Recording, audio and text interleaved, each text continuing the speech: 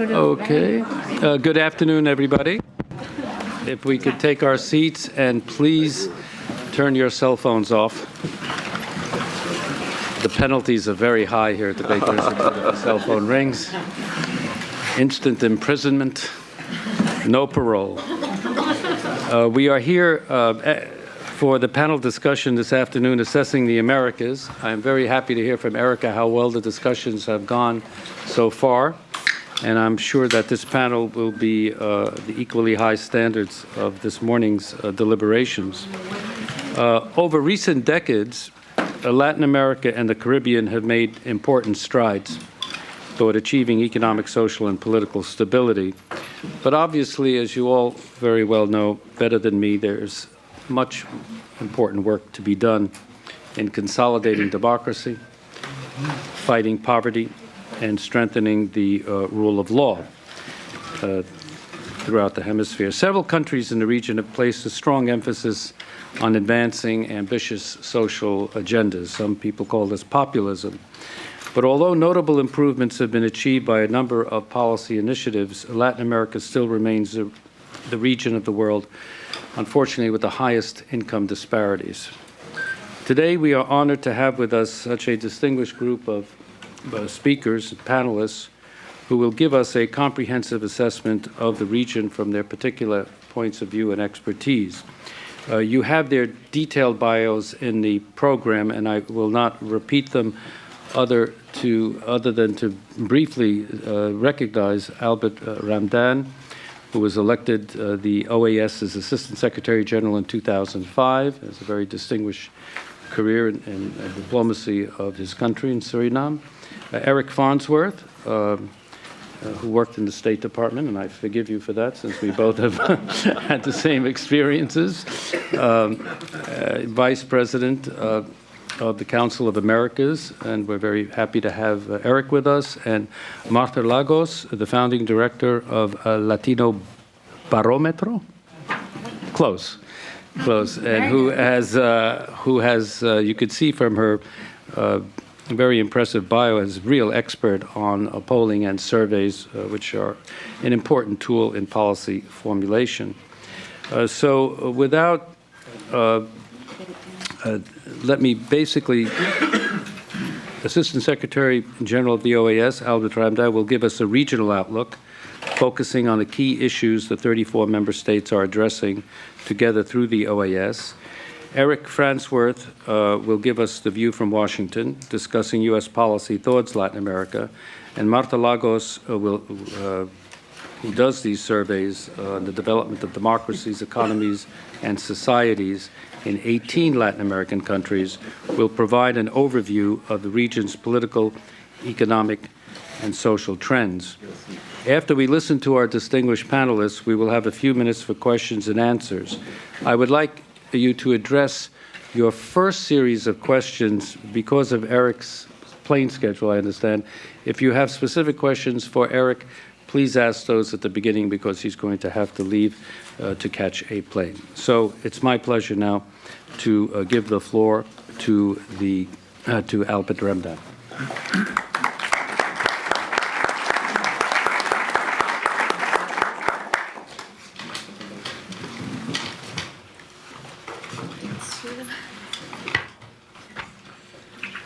Well, good afternoon to you all. You know, it's not always easy to speak after a lunch. When I was walking back, I felt everybody walking slower and almost not walking on their own. So thank you very much for the lunch, Erica. Ambassador Jerry Jan, my colleagues, panelists, fellows from the Americas Project, maybe I should say especially those from the Caribbean and from my own country, Suriname. I have a fan club. Good. My colleagues from the OAS, Irene Klinger and Magdalena Talamas, ladies and gentlemen. First of all, I'm very pleased to be here, to be invited to be one of the keynote speakers at this seminar on the subject Building Opportunities and Managing Challenges in the Americas, which, as you have heard, I will address from the perspective of the role of the OAS in the context of recent political, economic, social developments in the hemisphere. But you will also appreciate that I will, in that assessment, discuss the status quo in the Americas by also looking at the political and development challenges which our member states face in the Americas. But before I continue with that, let me take the opportunity to express my thanks, my appreciation to Rice University, and in particular to the James A. Baker the Third Institute of Public Policy, with this initiative and the Americas Project. I like, when I came in, I like the expression at the opening, which says, I'm not sure if this is the exact quote, a bridge from a world of words to a world of action. And that's exactly, I think, what we should look at. How do you translate action, ideas, aspirations into action? I'm convinced that, and I've said this on previous occasions, that many, if not all of our problems will not be resolved in the Americas, or put it into a much more positive terms. The potential which our people, our countries have, will not come into fruition if we do not have leaders who provide inspirational and dedicated leadership in a coherent fashion, understanding the international context of political relations and economic development. And this initiative contributes to that capacity in our countries, and I thank you very much for that effort. And we are, of course, as the Organization of American States, very honored and pleased to collaborate with you in this regard, and we will continue to do so. Now, back to the substantive elements. As you all know, the political landscape of the Americas has changed dramatically over the past 2 decades. And indeed, it continues to be the subject of change, as we have just seen with the so-called year of elections in 2006, when some 15 countries elected new leaders. Realize that almost 2/3 of the population of the Americas has been called upon in this period to cast their ballot, their vote, their fundamental right regarding electing a new leader or renewing a mandate of a leader, and in some cases decide on major issues in the country through referenda. 2/3 of the people of the Americas, almost like something like 600 million people. And since then, of course, since the end of the cycle of 15, 16 elections, the Bahamas and Jamaica have been to the polls, and Argentina, Guatemala, and Trinidad and Tobago will also elect new governments in the next 2 months. This new dynamic in interstate relations, as a consequence of new leaderships, has created in the Western Hemisphere, on the one hand, opportunities, but also certain challenges for the hemisphere, and I'll come back to that later. It is therefore interesting for us to reflect on the state of democracy and the future of the democratic model of governance in the hemisphere.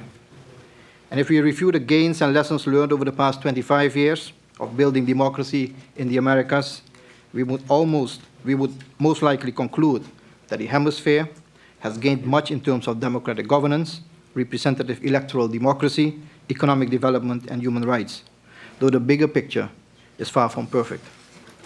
You will recall that dictatorships were the norm in the 60s and 70s. Only 3 countries, Colombia, Costa Rica, and Venezuela, avoided authoritarian rule during those decades. Today, inclusive representative democracy is the government of choice throughout the hemisphere, with the exception of Cuba. Between 1930 and 1980, in 50 years, the countries of Latin America and the Caribbean underwent 277 changes of government in 50 years' time, 277, 104 of which took place via military coup.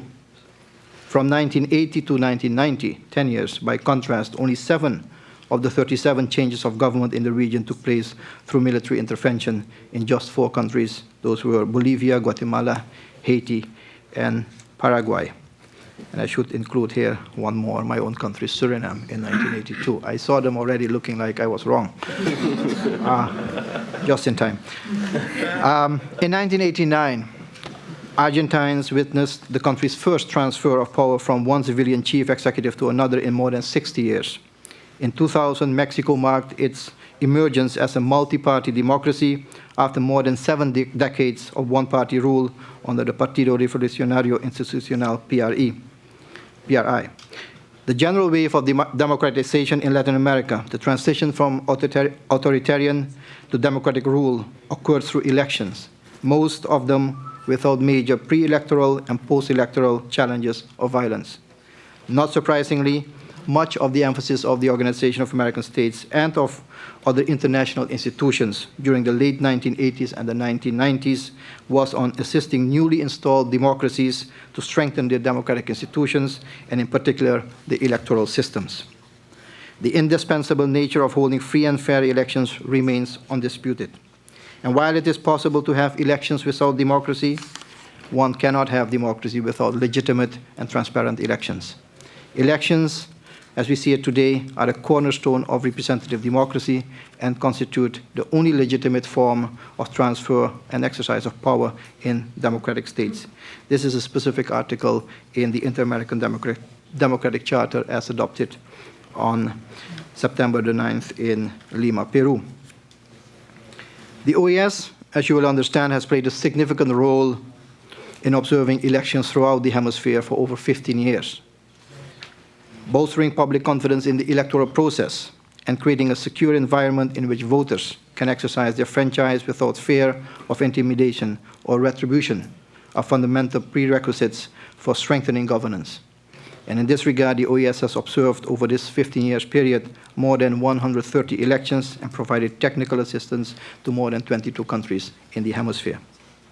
I'm particularly proud of the work of the OAS in preparations leading up to the national elections in Haiti last year.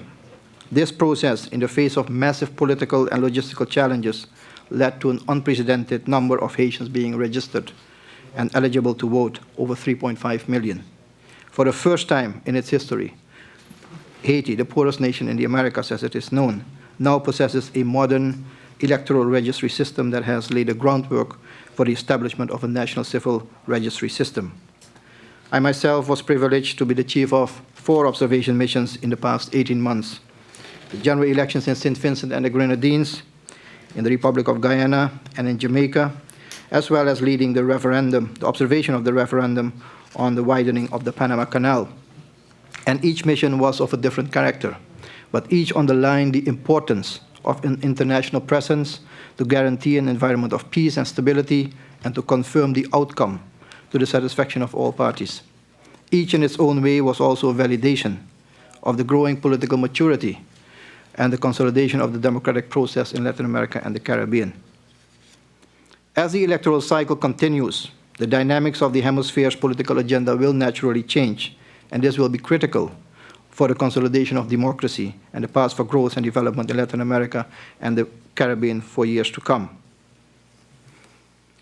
For the OAS, through successive mandates, agreements of the Summits of the Americas, and the adoption of the Inter-American Democratic Charter, we are committed to responding to the needs of member states in the context of new paradigms for a more advanced form of collaborative democracy, one that fosters the peaceful resolution of disputes, consensus building, and cross-sector collaboration in the development of public policies. As the first regional organization, and I must say here also the oldest global regional organization, political regional organization in the world, we have as our mandate to identify to the defense and promotion of democracy. The OAS has established itself as a leader in this area. Our meeting in Bogota, Colombia in 1948, the founding members of the OAS enshrined democracy as a guiding principle, that's almost 60 years ago, in its charter. A 1985 amendment characterized representative democracy as an indispensable condition for the stability, peace, and development of the region, and included the promotion and consolidation of representative democracy among the essential purposes of the OAS. And further changes incorporated in 1992 called for the suspension of governments that attain power through undemocratic means.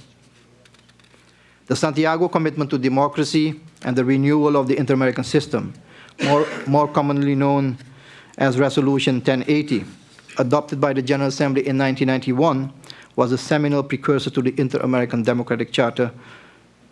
This resolution called on the Secretary-General and the OAS member states to take decisive action in the case of an interruption of the constitutional order. It also belatedly backed up the rhetoric of 1948 with concrete actions and was invoked on 4 occasions: in Haiti in 1991, in Peru in 1992, in Guatemala in 1993, and in Paraguay in 1996. So here you see that the OAS is not only an organization of words, but also of action upon its own mandates. On September 11, 2001, in Lima, Peru, member states reaffirmed their commitment to the defense and promotion of democracy when they unanimously adopted the Inter-American Democratic Charter. The 28 articles of the Charter provide a comprehensive definition of the essential elements for democracy, previously characterized only by the conduct of elections, and endowing the OAS with strengthened mandates to act to promote and defend democracy in the hemisphere. The Inter-American Democratic Charter, in a similar vein to the Declaration of the Rights and Duties of Man, considers democracy a right, not a privilege. It attempts to address the complex, multidimensional nature of threats to democracy, including cross-border security, such as transnational crime, illegal trafficking in drugs, firearms, and persons, as well as endogenous threats such as corruption, discrimination, and criminal gangs. And although perhaps less obvious than the military interventions and the internal insurgencies of the 1970s and the 1980s, these threats are no less pernicious. In 2005, the OAS deployed special missions to Bolivia, Ecuador, Haiti, and Nicaragua in response to the request for assistance from each government to help address real or potential situations of political and institutional crisis. These experiences highlight the important role played by the OAS in assisting member states in the prevention and resolution of conflicts.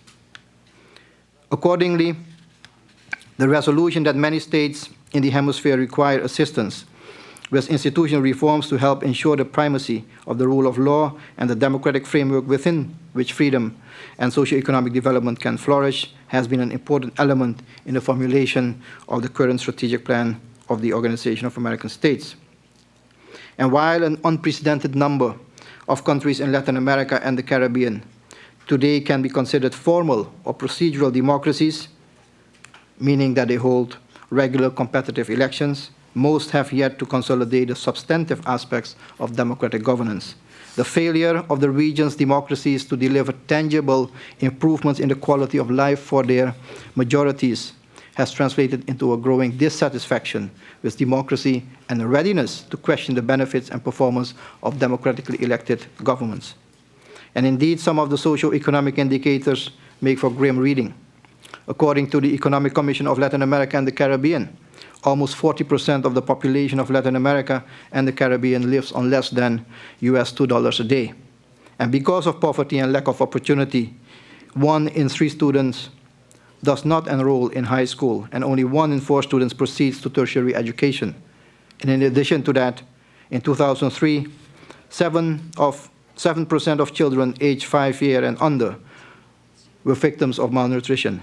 The World Bank has estimated that some 2.1 million in the region are living with HIV/AIDS, and the Pan American Health Organization has declared that in 2005, there were 2 hospital beds per 1,000 people, and in 2006, the infant mortality rate was 23.8 for every 1,000 children born. These are statistics which indeed indicate a concerning, a disturbing trend in the Americas. In Latin America and the Caribbean, the richest tenth of the population earns 48% of total income, while the poorest tenth, only 1.6%. World Bank researchers have found that in the 2 decades between the 1970s and the 1990s, the Gini coefficient, a standard measure of inequality, was nearly 10 points higher in Latin America than in Asia, and 20.4% higher than in Eastern Europe. That's the level of inequality we're talking about in the Western Hemisphere, the highest in the world. Income disparity is rooted in unequal opportunities for education and jobs. Latin America lacks a tradition for public spending in basic education, with the children of uneducated parents being afforded few chances to become more educated than their parents and to have a better life. This is unacceptable. This is an unacceptable situation which sustains what some scholars have called intergenerational transmission of poverty. The general satisfaction with the wave of democratization that has swept through the hemisphere in the last decade or so has been tempered by the realization that poverty rates have not declined sufficiently. Moreover, with wealth disproportionately concentrated in the hands of the few, Latin America and the Caribbean remains the region with the most unequal distribution of wealth in the world. The bottom line is that elections alone do not equal democracy, and that democracy needs to deliver more than just free and fair elections to the region's inhabitants who live in extreme poverty. In addition, there is a strong recognition now, certainly within the OAS, but also in the inter-American system and in the hemisphere as a whole, that development that focuses only on the economic is by definition deficient. Growth without distribution that benefits only the few is not sustainable and will ultimately undermine democracy and governability. Much of the discontent expressed by citizens relates to the perception that the benefits of development are not equitably distributed. The issue, therefore, is not just poverty, but also inequality, both of which generate demands that affect governance.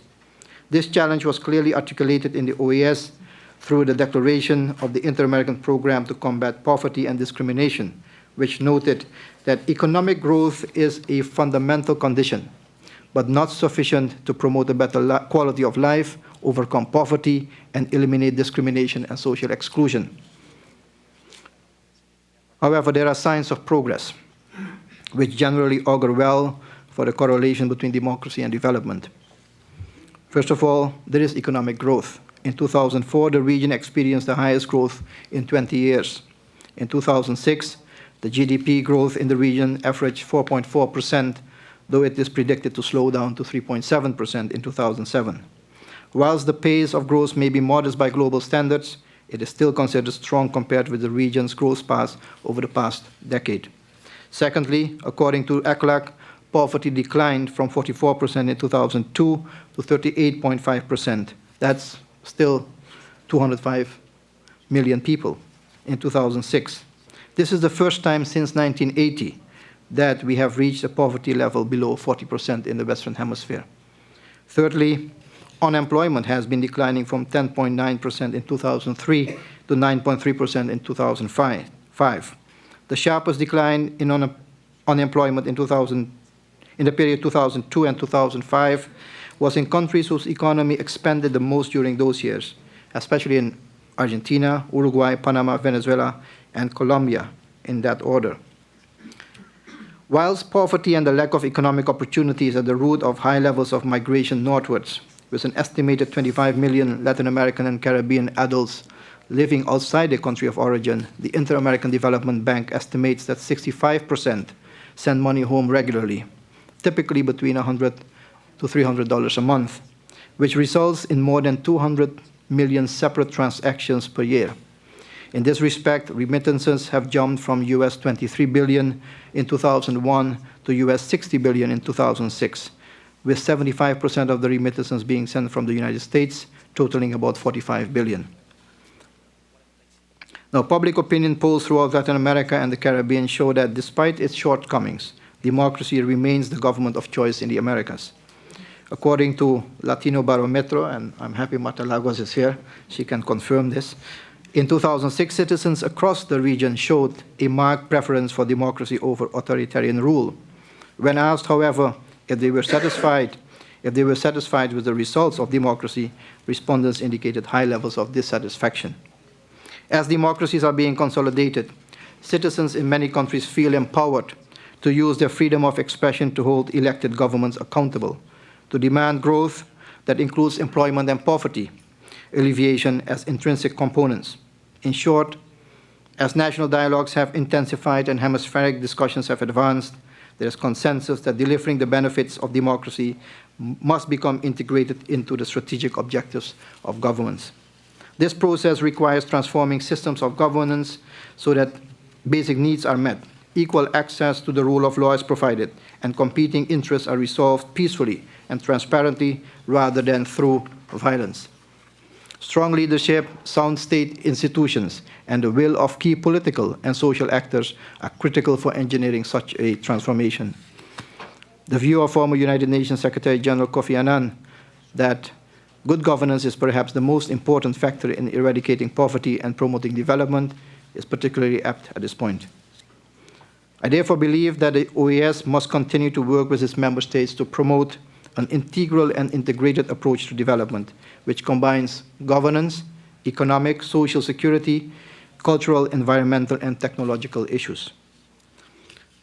This is a hemisphere of nations, and for those, well, all of you should know, which is quite heterogeneous in history, geography, in economy, in culture, in science and in development. This hemisphere of nations is in search of a strategy that offers the most effective mechanisms for advancing development in order to lift large portions of the population out of poverty.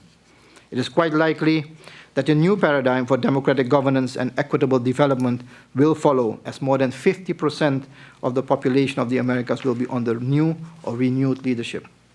However, political action must be consistent, firm, and participatory if societies are to embrace and resolve the formidable challenges that threaten the region's democracies.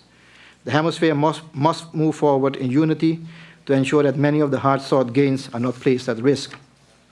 And of particular importance, in my view, is the urgent need for political leaders to accelerate the efforts to address the challenges encountered by the youth in the Americas.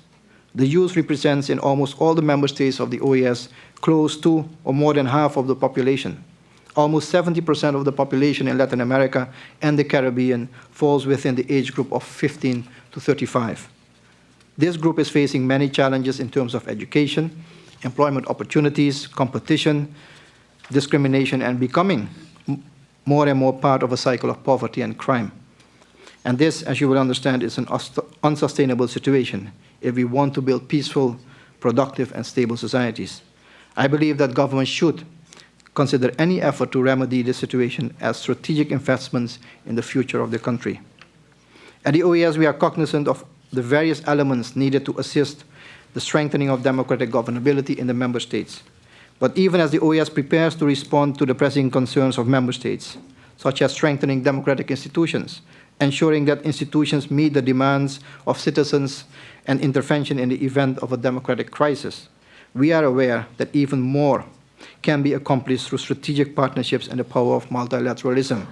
Because given the nature of problems which we face in the hemisphere, no country alone or in isolation can solve these problems on their own. I believe that the hemisphere community needs to address simultaneously political and developmental priorities to focus on promoting a mutually enforcing agenda, and by taking into account in a meaningful way the negative social realities and vulnerabilities in the Americas. We need to provide consistent, stable, enforced, and transparent rules for the private sector to invest and generate productive employment. We need a healthy and well-educated workforce that can live in peace and achieve prosperity. We need the social safety net to care for the neediest in our societies to fulfill our commitment to community. To achieve these goals requires functioning political and policy institutions that can translate the values and requirements of the population into the reality of everyday life. It requires also an understanding of the underlying causes of poverty and conflict. It requires vision, political commitment at the highest political levels in government and legislative bodies. Challenges facing the Americas may not be as grave or visible as in other parts of the world, but countries still grapple with unacceptable levels of poverty, hunger, increasing violence, especially of youth, corruption, weak legal systems, illegal trafficking in small firearms, and illegal drug trafficking. While the focus is on immediate resolution and actions through strengthening of law enforcement agencies, modernizing equipment, training, multilateral collaboration on information and monitoring of flows and movements, a more structural and strategic approach is required for a more permanent solution. And this, in our view, can only be achieved through dedicated investments in education, in social policies that address inequality, inequity, marginalization and discrimination, and poverty eradication. So the OAS will continue to focus on efforts to strengthen democracy through education and support for the electoral process. We will maintain a strong commitment to the protection of human rights. We will continue to pursue a security agenda which reflects a modern understanding of the profound impacts of regional conflict, terrorism, illegal drugs, firearms, and human trafficking, as well as natural disasters. We will continue to promote development policies that include the participation of vulnerable groups and that promote environmental stewardship, and we will continue to work in partnership with regional and international agencies and the private sector to formulate and execute an effective development agenda. And ultimately, we also believe that we all have a collective, a shared responsibility in helping to build and maintain environments that support domestic and hemispheric objectives of peace and security, of justice, of social equity, of development and democratic governability, and to provide hope and opportunity for all the citizens of the Americas. It is only through a combination of good governance, rule of law, sound economic policies, a strong and transparent public service, and an engaged citizenry that will constitute the foundation for democratic growth and consolidation. By respecting fundamental rights and freedoms, moving forward with an agenda that emphasizes democracy and human rights, development, peace and stability, cultivating real partnerships between the public and private sectors, and between government and civil society, as well as communities of distinct ethnic, social, and economic backgrounds, this hemisphere may begin to realize its full potential. I thank you very much, and I look forward to your comments. Thank you.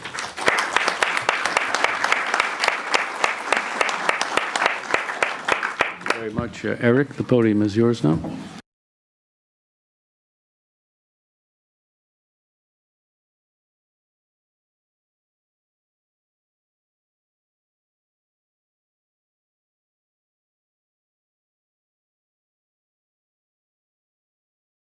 Well, thank you very much, Ambassador. Good afternoon, everyone. It's a real pleasure both to be with you, but also to follow the Assistant Secretary General.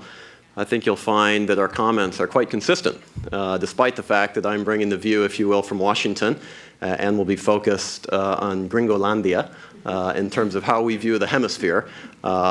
You must understand my opinion is one opinion. There are many opinions in Washington, and I hope and I trust that what I say will be sufficiently provocative that we can have a robust conversation afterwards. But as I say, it's good to follow the Assistant Secretary General, and I look forward also to hearing the remarks of Marta Lagos. It's really a privilege and an honor to be back at the Baker Institute and to focus on U.S. policy and where we go from here. Of course, it's really quite humbling, in fact, to be introduced by a giant of U.S. diplomacy, one of the true wise men of foreign policy, and that, of course, is Ambassador Jirijian. He has played, as all of you know, a leadership role for many, many years in terms of the Middle East and U.S. policy there, in terms of implementing peace and true national engagement with some very difficult issues globally. So, Ambassador, it's good to join you and your team. Thank you for having me. It's good to be back here at the Baker Institute as well. In fact, I was reflecting as I came in today, the last time I was here was actually for the Americas program in 1998. At the time, I worked at the White House, and my boss was actually one of the keynote speakers. So it's a bit ironic for me to come back here in this capacity, but believe me, I'm privileged to be able to do so and to join all of you here today. Erica, it's of course good to be with you and your team. Thank you again for the invitation. But most importantly, if I can say, it's good to be outside of Washington. Good to be here in Houston. The fact of the matter is, Washington, as all of you know, is a uniquely difficult environment, particularly as we go into a political season. And as we begin the process, which is actually well underway, of selecting the next president. It's the one place, though, where you know exactly who your friends are, because they're the ones who, in fact, stab you in the chest. So it's good to be here. It is a crazy time. I've actually been doing some traveling outside of Washington recently. Last week, in fact, I was in New York for the General Assembly of the United Nations, and I had the privilege to be able to sit down with no less than 8 regional leaders of the Americas. So I come with a very fresh view of what's happening in the region and a view of some of the leaders. Leaders like President Uribe, President Bachelet, President Correa, President Morales, and several others. And what struck me more than anything, was the desire of each of them within their own personal histories and their national frameworks to improve the lives of their people, to develop their economies, to reduce income inequalities, and we've already heard a lot about that today, and to be given the respect as equals with their brethren to the north.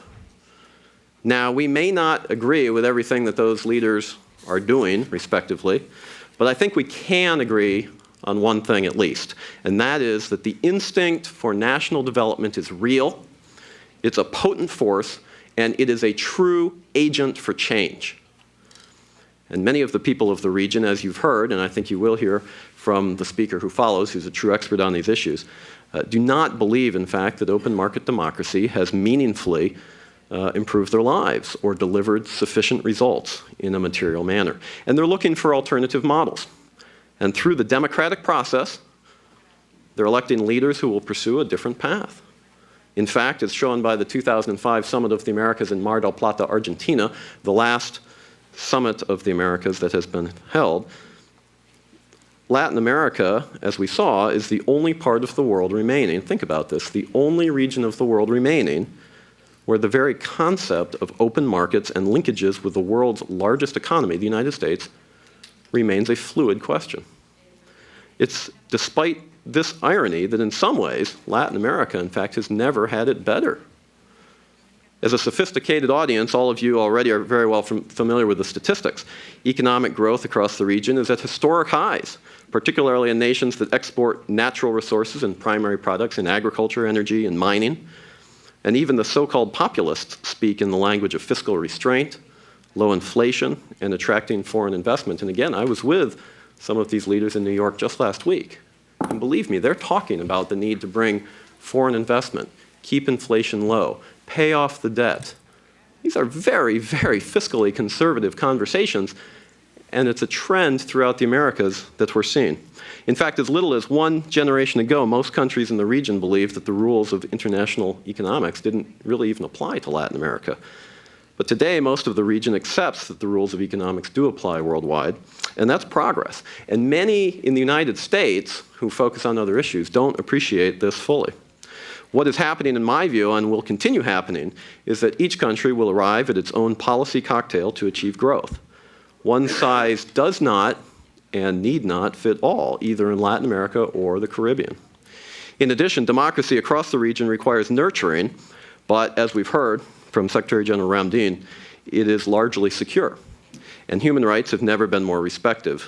And new political and economic voices, long suppressed, have begun to emerge, particularly from within the indigenous communities. That's healthy, ladies and gentlemen, long overdue, and it reinforces an appropriate sense of optimism for the future. But scratch below the surface just a little bit, and a more worrisome picture emerges. A picture of a region where income inequality remains the world's worst. Again, we've heard that several times already. A picture where education remains uneven and rates of education continue to lag far behind other emerging markets, particularly Asia. Even as the global economy requires more and more a knowledgeable, trained workforce for national competitiveness. A region which continues to rely on the export of primary products and which therefore faces the inevitable cyclicality of commodities markets. What goes up generally comes down. Rather than creating a business environment that encourages innovation, research and development, risk-taking, and adding value. And it's a region where the rule of law is not always transparent, effective, or secure, and where daunting questions regarding personal security, infrastructure development, including energy, and tax policy continue to exist. In short, with only a few exceptions, a region that has yet to take the necessary steps to secure its long-term competitiveness and success in the global economy. And this, I would submit to you today, is the primary challenge facing the Americas. It is also the primary point of divergence, opening a deep divide across the region, a divide which shows little signs of closing. We hear a lot about the leftward lurch in the region, a lot about populists. We hear a lot about the death of the so-called Washington Consensus. But Brazil's Lula, Chile's Bachelet, Uruguay's Vasquez, all have proven to be among the most economically orthodox leaders in the region, and among the most open to the possibilities and meeting the challenges of the global economy. In fact, the left versus right axis, in my view, is no longer relevant since the end of the Cold War. It's no coincidence that those countries making the most impressive strides, Chile, Brazil, Colombia, Mexico, Peru, it's not left or right. These are the nations of the Americas which are hewing most closely to an open economic model. They're pursuing open trade and investment with the United States, Asia, Europe, and elsewhere.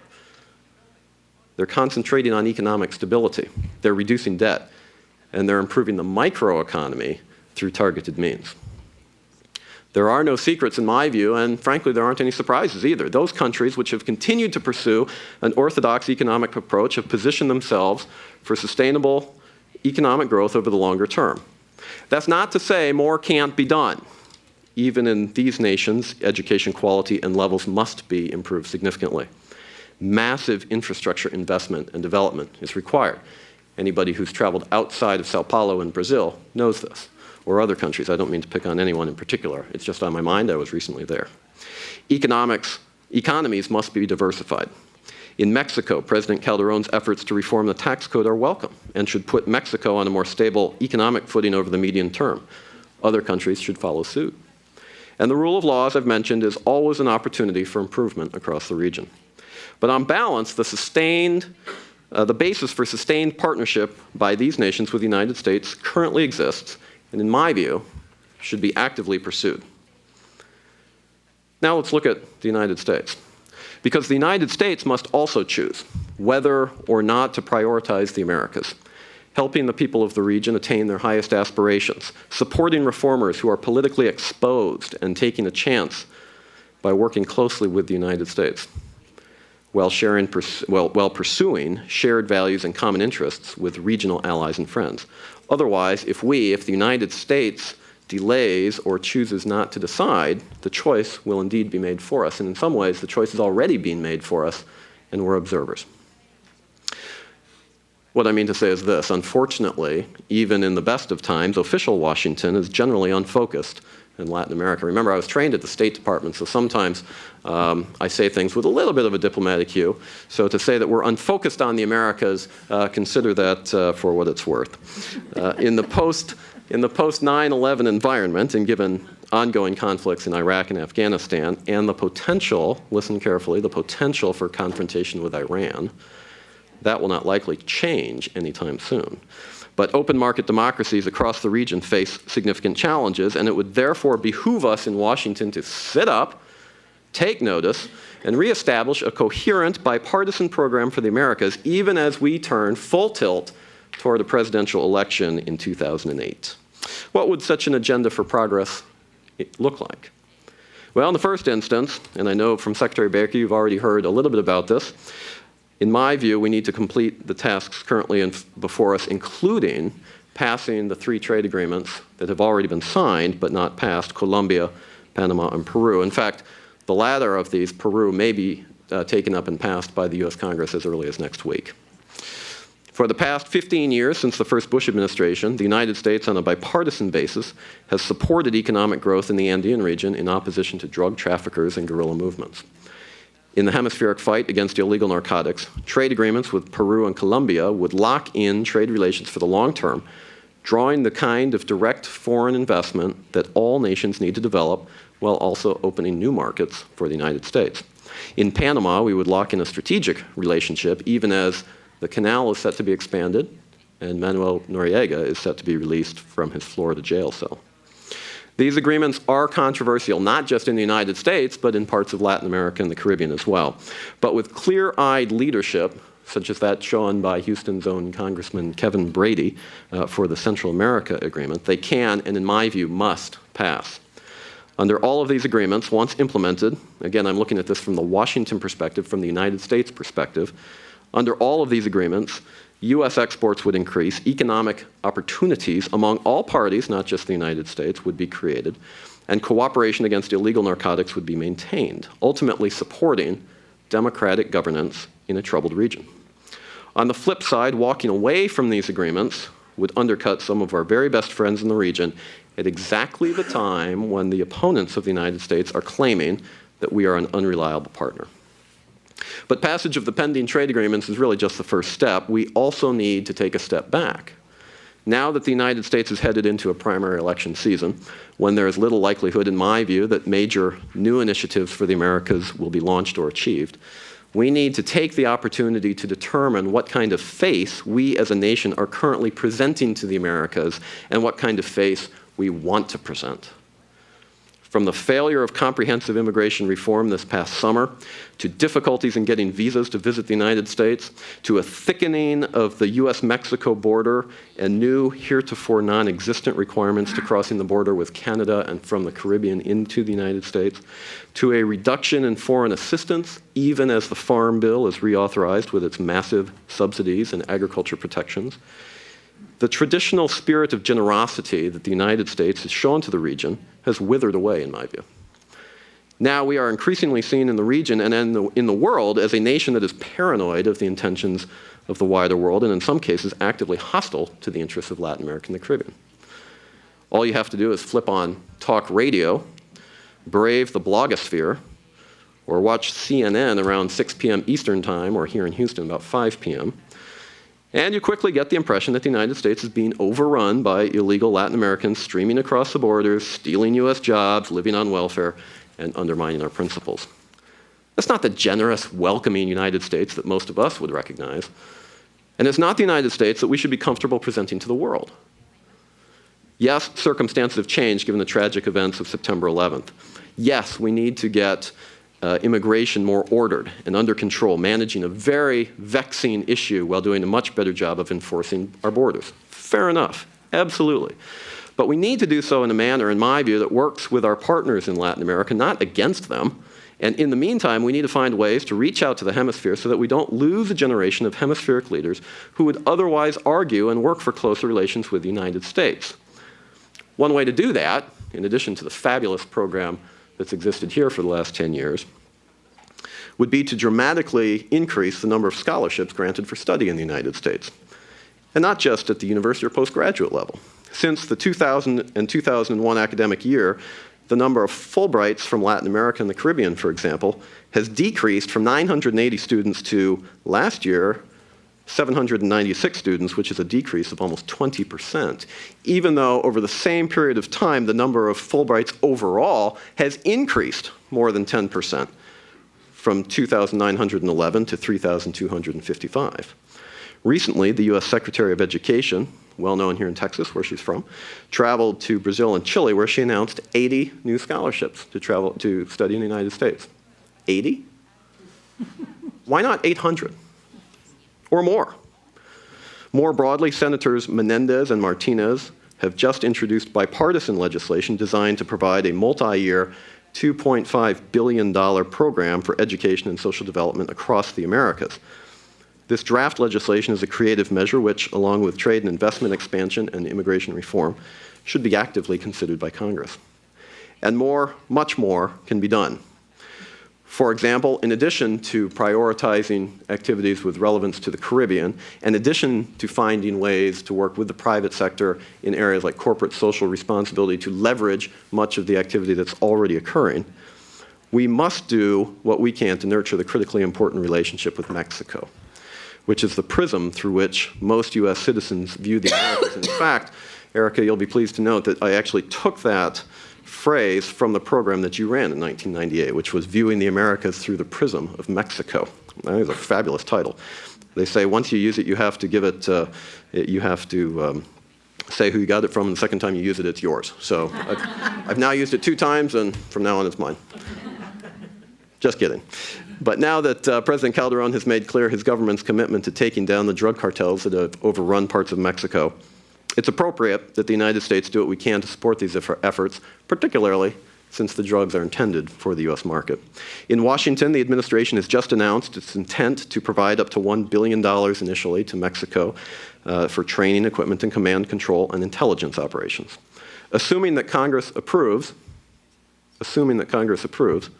these are real resources helping a friend who needs our help, has asked for our help, and has negotiated our help so that we can address a problem that impacts us domestically and is therefore in our direct interests.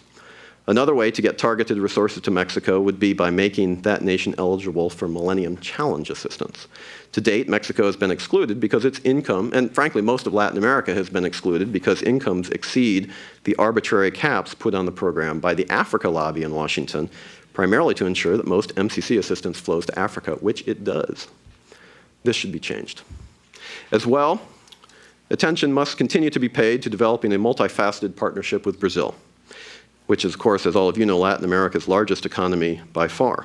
For example, as the United States seeks to cure its addiction to oil, as President Bush has said, Brazil is the world's most efficient producer of ethanol and must be part of an overall energy dialogue. Obviously, the Caribbean can play a very, very important role in ethanol development, as can countries like Paraguay and Argentina, and countries like Colombia in terms of palm oil. It's not just sugar.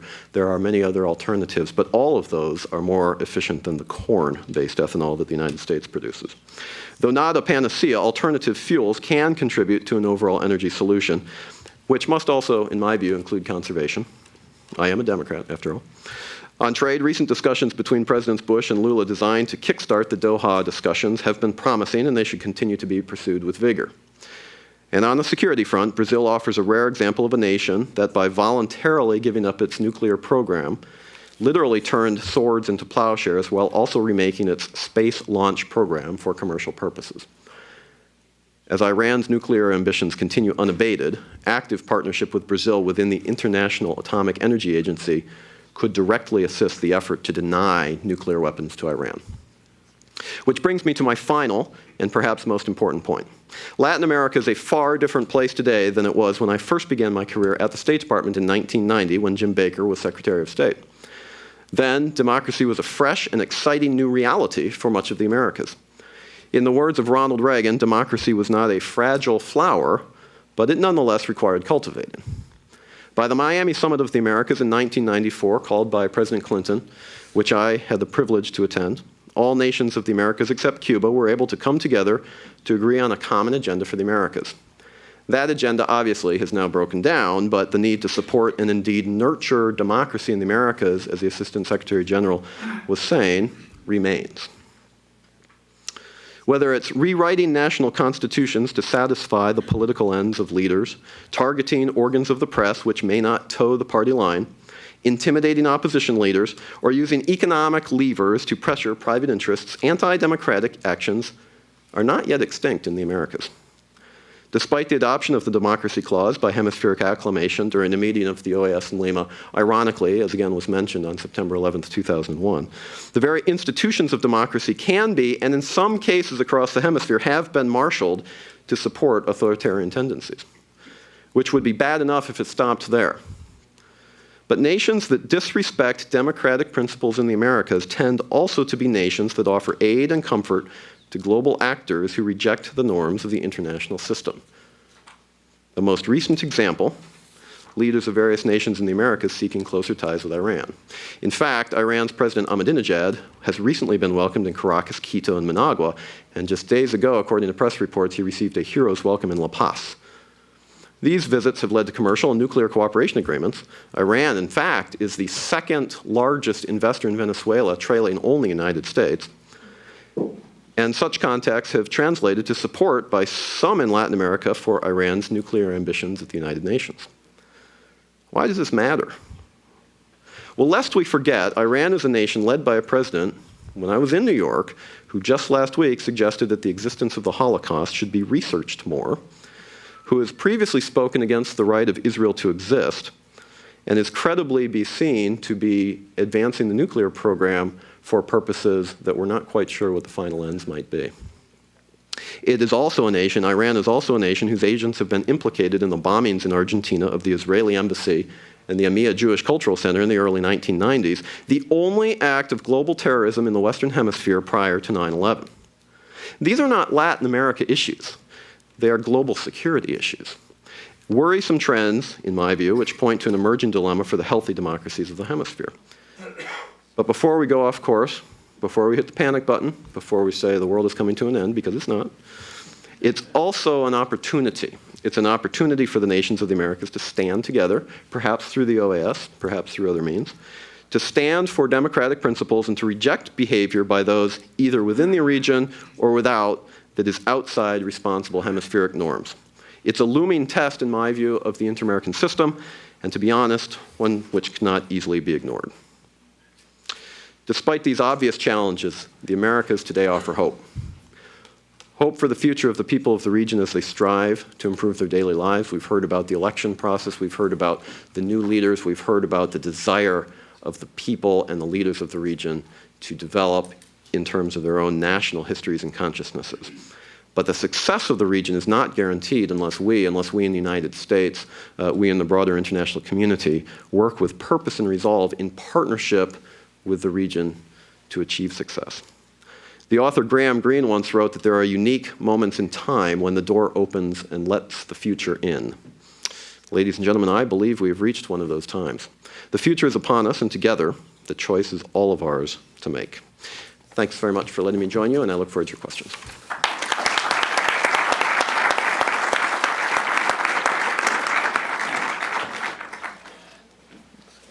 Thank you very much, Eric. Now, Martha, the podium is yours.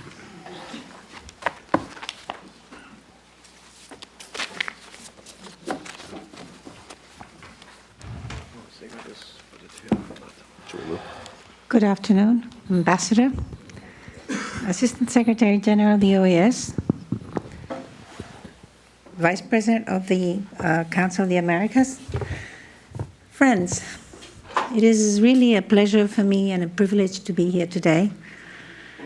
Maybe I'm the only non-diplomatic member of this panel, completely outside diplomacy, so you will excuse if I say things that are undiplomatic. Okay? I do not feel threatened by diplomacy in any case. It is indeed a privilege to be here today. James Baker is, to me, an example of how a single man can make a difference, leading the way into new paths in history. I was in Germany at the time when the unification was being discussed. Mitterrand and Thatcher resisted it, while James Baker, as Secretary of State of George Bush Sr., supported Helmut Kohl and Germany in its process of unification, making a significant difference.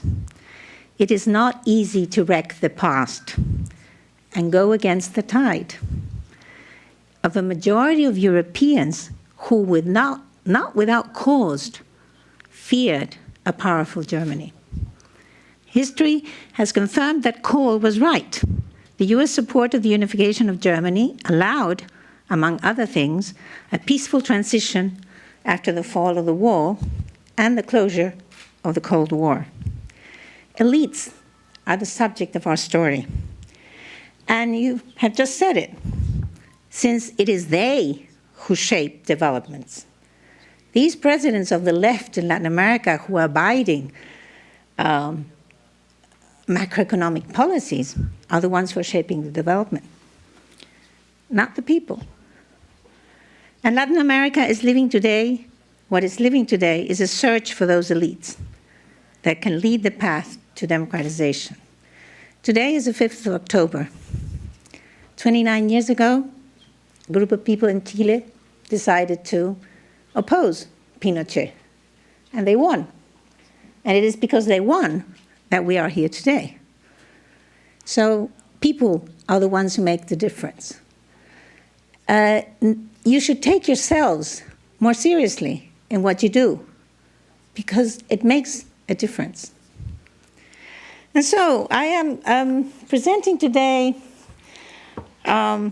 this interpretation of our data, which there are many, saying that democracy is Latin America's second independence. So many before us have assessed the development of democratic societies throughout the centuries. The English sociologist Marshall allocated the century of civil citizenship, the 18th, the 19th century as the political citizenship, and the 20th century, the economic citizenship. Whitehead precisely described, and I quote, "Advances in civilizations are processes which all but wreck the societies in which they occur." Albert Hirschman analyzes reactions, ideas opposing, and I quote, "the assertion of equality before the law, the civil component of citizenship."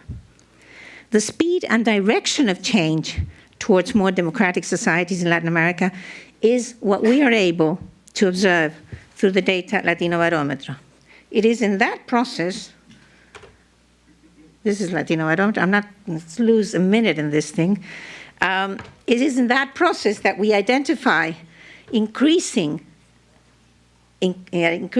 over-optimism and wishful thinking with respect to what Latin America can become, that overlooks and somewhat forgets the processes other societies had to undergo before they became democratic.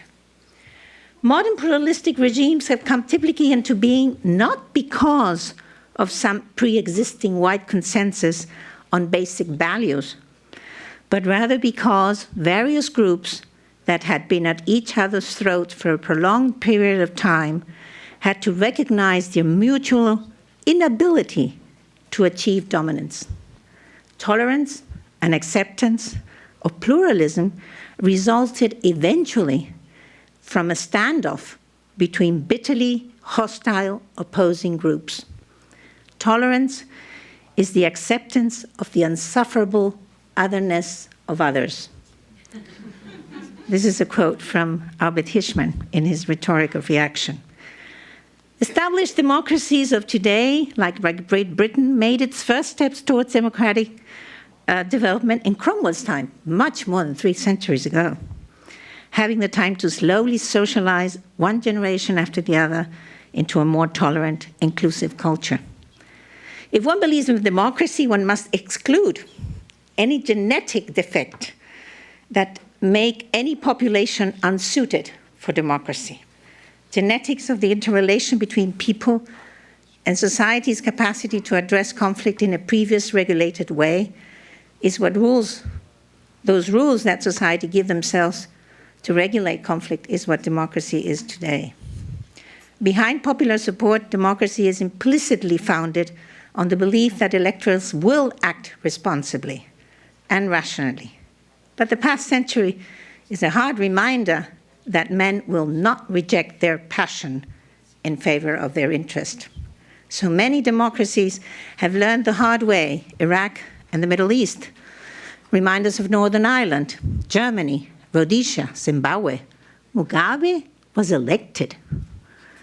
There is no insurance that things will not get worse before they get better. Democracy seems to take yet easier root in those countries that were already more stable, more homogeneous, and had a reasonable control of the extreme poverty, unlike Iraq or Northern Ireland. It seems that plurality is possible when heterogeneity consists of small differences. Tolerating the small differences seems to be the clue, while tolerating the big ones makes it impossible. Tolerance is a function of the total variance. The wider the gap, the less probable tolerance is possible. Indeed, empirically comparing societies is a complex task. How much can a concept travel before it dilutes? And here we have a global perspective. We will address the development of democracy in Latin America from a more Sartorian perspective, meaning that the concepts should be applied to the ethnos in which they belong, and not others, meaning that history and context are determinant for what we observe in societies.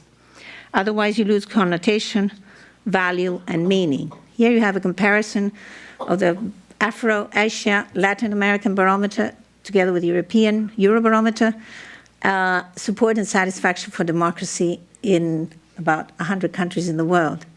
And you see that insatisfaction with democracy is a common trait to all democracies. So the problem is not being insatisfied. The problem is the amount of democrats you have in different parts of the world. Insatisfaction is a common trait, but not the support. The third wave has indeed proven that democracy can travel. At the same time, it has proven that it is embedded in each ethnos. Its development more benighs than confirms the template with which democracy has been understood until the third wave. It is a historically defined concept that has yet to be defined, according to Bob Dow.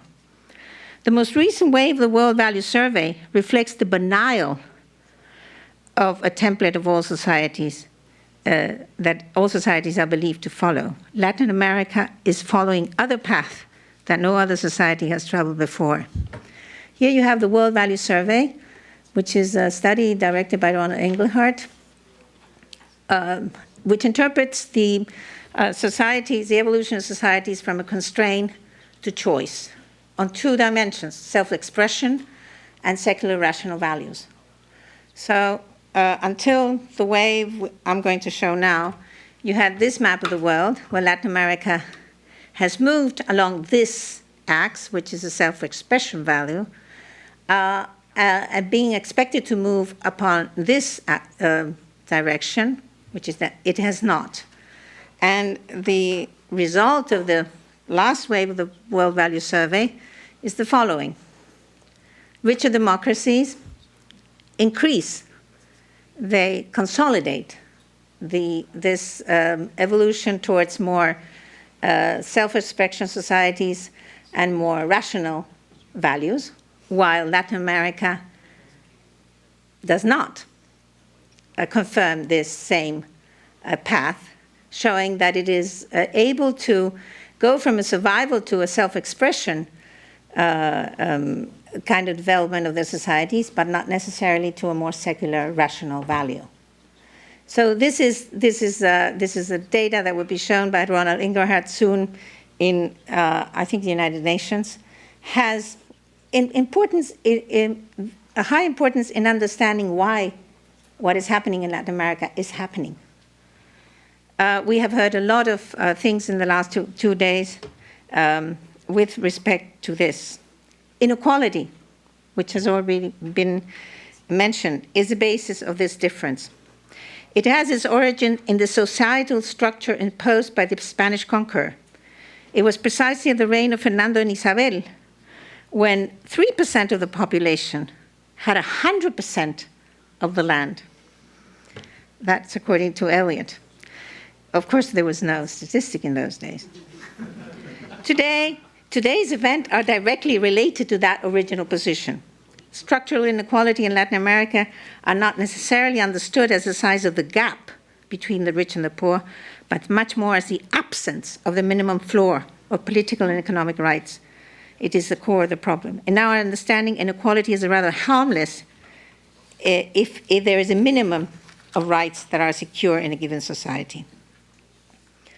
Too much attention has been given to the economic aspects of inequality, which indeed are serious, and not enough attention has been given to the civil, political, and social inequalities that are more difficult to deconstruct than sheer poverty. The celebration of the 200 years of independence are at portas in the 18 countries of Latin America. Bolivia's Indian president, Evo Morales, has started the most emblematic development in this respect. It is trying to decolonize the country.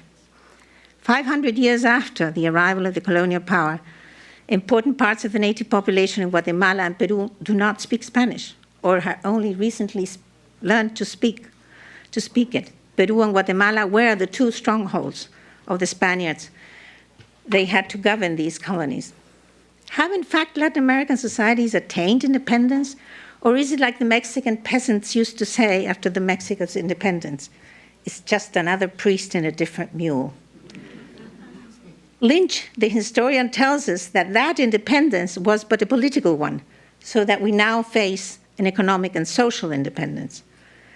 Is democratic inauguration and re-inauguration a second independence in those countries that feel oppressed by white ruling elites? This can be a hypothesis for a number of countries where either mestizos or native population are the majority governed by a white minority elite. Peru, Bolivia, Ecuador, and for other reasons, Venezuela, Mexico, Guatemala can fall under that category. Chavez and Fujimori are consequences of that history, and by no means accidents. There is no genetic defect in electing Fujimori and Chavez. It is simply a matter of the available choices that the political system poses to those electors. We observe today a weak civil culture, a weak state that accounts for the deficiencies that these 18 societies have in satisfying demand for liberty and choice, which is political goods, and the basic needs, the economic demands. The Caribbean countries are not here, not because we don't want to, it's because we haven't been able to find the support. And one must ask, why is the support not there to be able to replicate these studies in the Caribbean countries? And I do agree that some of the resources that go to Africa should go to increase our possibilities of knowing about our societies. I will now show you some of the graphs I have brought with me. This is the value development of three Latin American societies in the World Value Survey that completely deny this path that everybody thinks that societies, Latin American societies, are supposed to be doing. Well, they're not. So beware when you look at something that is happening in the region. Don't use the template you use to analyze other parts of the world, because it doesn't work. Recovering the past. It has already been said, we have just recovered, this is CEPAL's ECLAC, we have just recovered the amount of poor people that were there in 1980. Why is democracy still prevailing? It is because the population of the region believes that democracy can take us beyond this point, beyond this recovery. Subjective income, here you see again, 50% of the population, this is not hard data, this is subjective data, say they don't have enough to come to the end of the month. They have difficulties. 1 out of 2. That's not 200, that's about 250 million people. And if you look at one case, my country, increase in money for the country doesn't mean that you're going to support democracy more.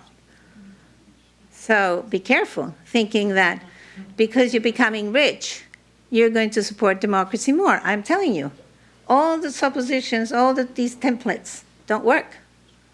Why don't they work? Question is, this is happening, why doesn't it work?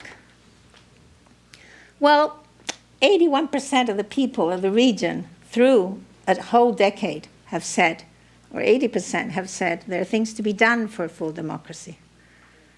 It's about the political goods. It's not only about the economic goods. Of course it's about the economic goods. People have to have something to eat. But that is not enough. We have just seen it in the case of Chile. It is not enough. You need political goods. There are things to be done for full democracy. And what do we find? We find 49% of Latin Americans who have inconsistent attitude towards democracy. Now, who's the undemocratic here? The people or the countries with their institutions? This is the question that is behind the scenes. Are the people to blame because they're undemocratic, or is it the institutions that are the undemocratic ones and they are the ones to blame? And people are only rationally assessing the performance of those institutions. Here we have support and satisfaction for democracy throughout a decade. Basically, you can say nothing has happened. Look at all those numbers that we can show where in the last 4 years we have indeed recovered, grown like never before. So what? Where is the impact on satisfaction and support for democracy? There's hardly any impact. Here you see the growth rate. You can see there is a correlation, very weak, but there is a correlation. But it's not about the economy only, because the political goods need to be produced in order to. And here is where we find, when people say, please explain what's going on in Venezuela. Well, this is it. Chavez has found a way to deliver political goods. He hasn't delivered anything else but political goods to those people who were excluded before. I'm not going to go into Venezuela today. Democratic Index. So we can make a typology, this one or many other. It doesn't really make any difference. You will find little differences if you make one typology or the other. We only find 4 countries where more than half or about half of the population have consistent attitudes. I repeat, consistent attitude towards democracy. The rest is inconsistent. We have 2 countries where almost 4 out of 10 people in the region have inconsistent, highly inconsistent attitude towards democracy. Now, if people don't like the judiciary or the parliament, is it because they are looking for something else? No, it's because these institutions have been used to oppress them. and they are rejecting the use of the institution against them. I am not sure they are rejecting the institution as a concept, but the institution as a use. And I will show you why. Corruption. Now, where are the core findings that tells us why people understand the system doesn't work for them, but for others? This is an indicator where we cross the confidence in institutions with the belief, whether people believe that progress is being made in the fight against corruption. And we find clearly that there's an increase in confidence in institutions the more that people believe that there is a fight against corruption. So corruption is one of the factors that destroys the possibility of the consolidation of democracy.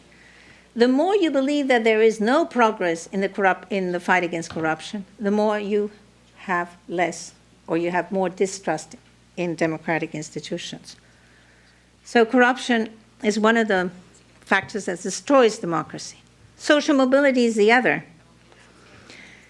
In 4 generations, here you have 1 generation, 2, 3, 4 generations, the amount of people who were born, this red bar here, is the amount of people who were born in the oldest generation living.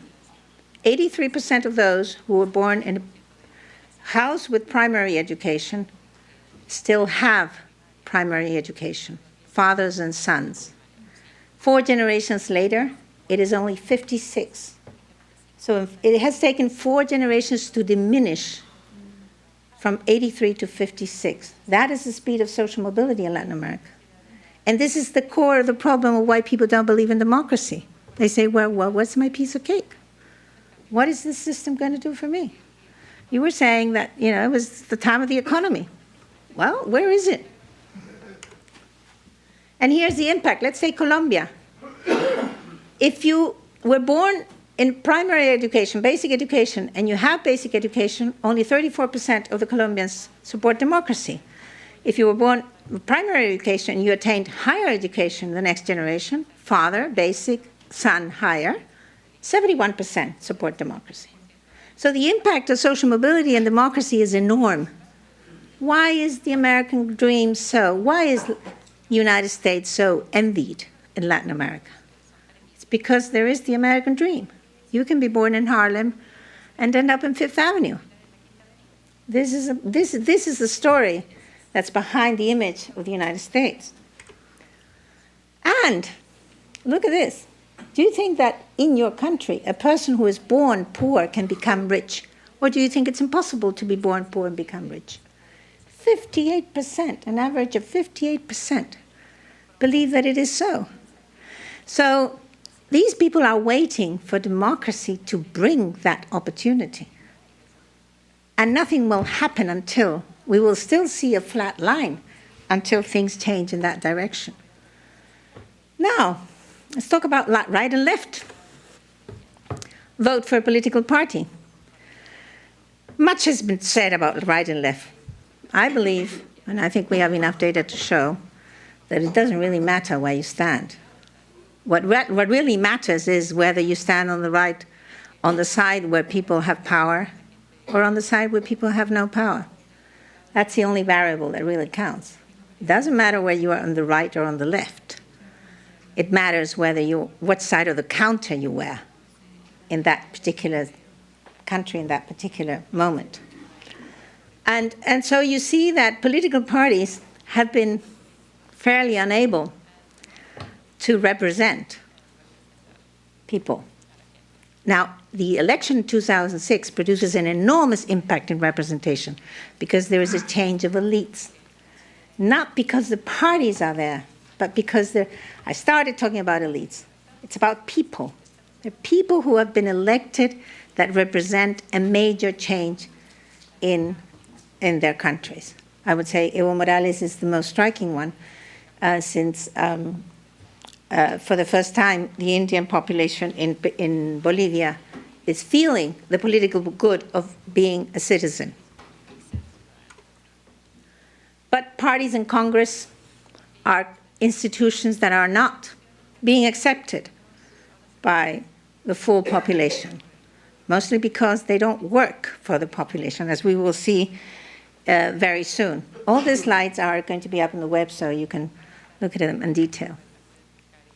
This is also a subject that has to do with cleaned or rigged elections. Of course, in my country, even in my country, people say elections have been rigged because they feel there's a restricted plurality, not because they've taken the votes out of the box and put another in. It's because the choices that are being put forward are not the correct ones, are not the ones that they think that should be. They don't see a competition that is fair towards power, towards interest, towards defending different interests. So the riggedness of an election, I don't know that word exists, depends on the plurality that you're able to see. But then there's a window of development, and this is the problem that Latin America has now. Economic situation has improved over a decade enormously. Half of the population say they're better off, while the other half doesn't have anything. People are increasingly satisfied with market economy, and here I would disagree with my vice president of the Council of the Americas. It is not about looking for another system of economic way of working societies. It's about being in or out. 82% of Latin American population, of course, after all that has been said, has no bank account. So how much can you be part of a market economy if you don't have a bank account, you don't have a credit card, you're not part of the economy? I mean, how much market economy can matter to you if you're not part of the economy? Of course I don't like something and I'm not part of it. I mean, you don't like the people who don't invite you to your party. That's basic human understanding. So I think it's about we have seen increasing satisfaction with market economy, and we will continue to do so as the countries grow. And I think that it will be proven after years that this is no fight against market economy. It's just a fight to get in, which is a different story. The same happens with the privatized basic services. People are now more satisfied with the services because they can pay the bill. Basic thing. I mean, you're satisfied with the service when you can pay the bill. If you can't pay the bill and they cut your electricity, you're certainly not satisfied. So the time to be developed has shortened.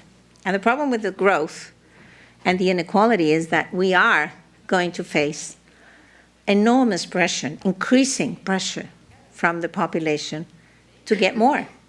Because this growth that we have been experiencing the last years has produced increasingly an acceleration of the possibility of the expectation of being there, being a developed country.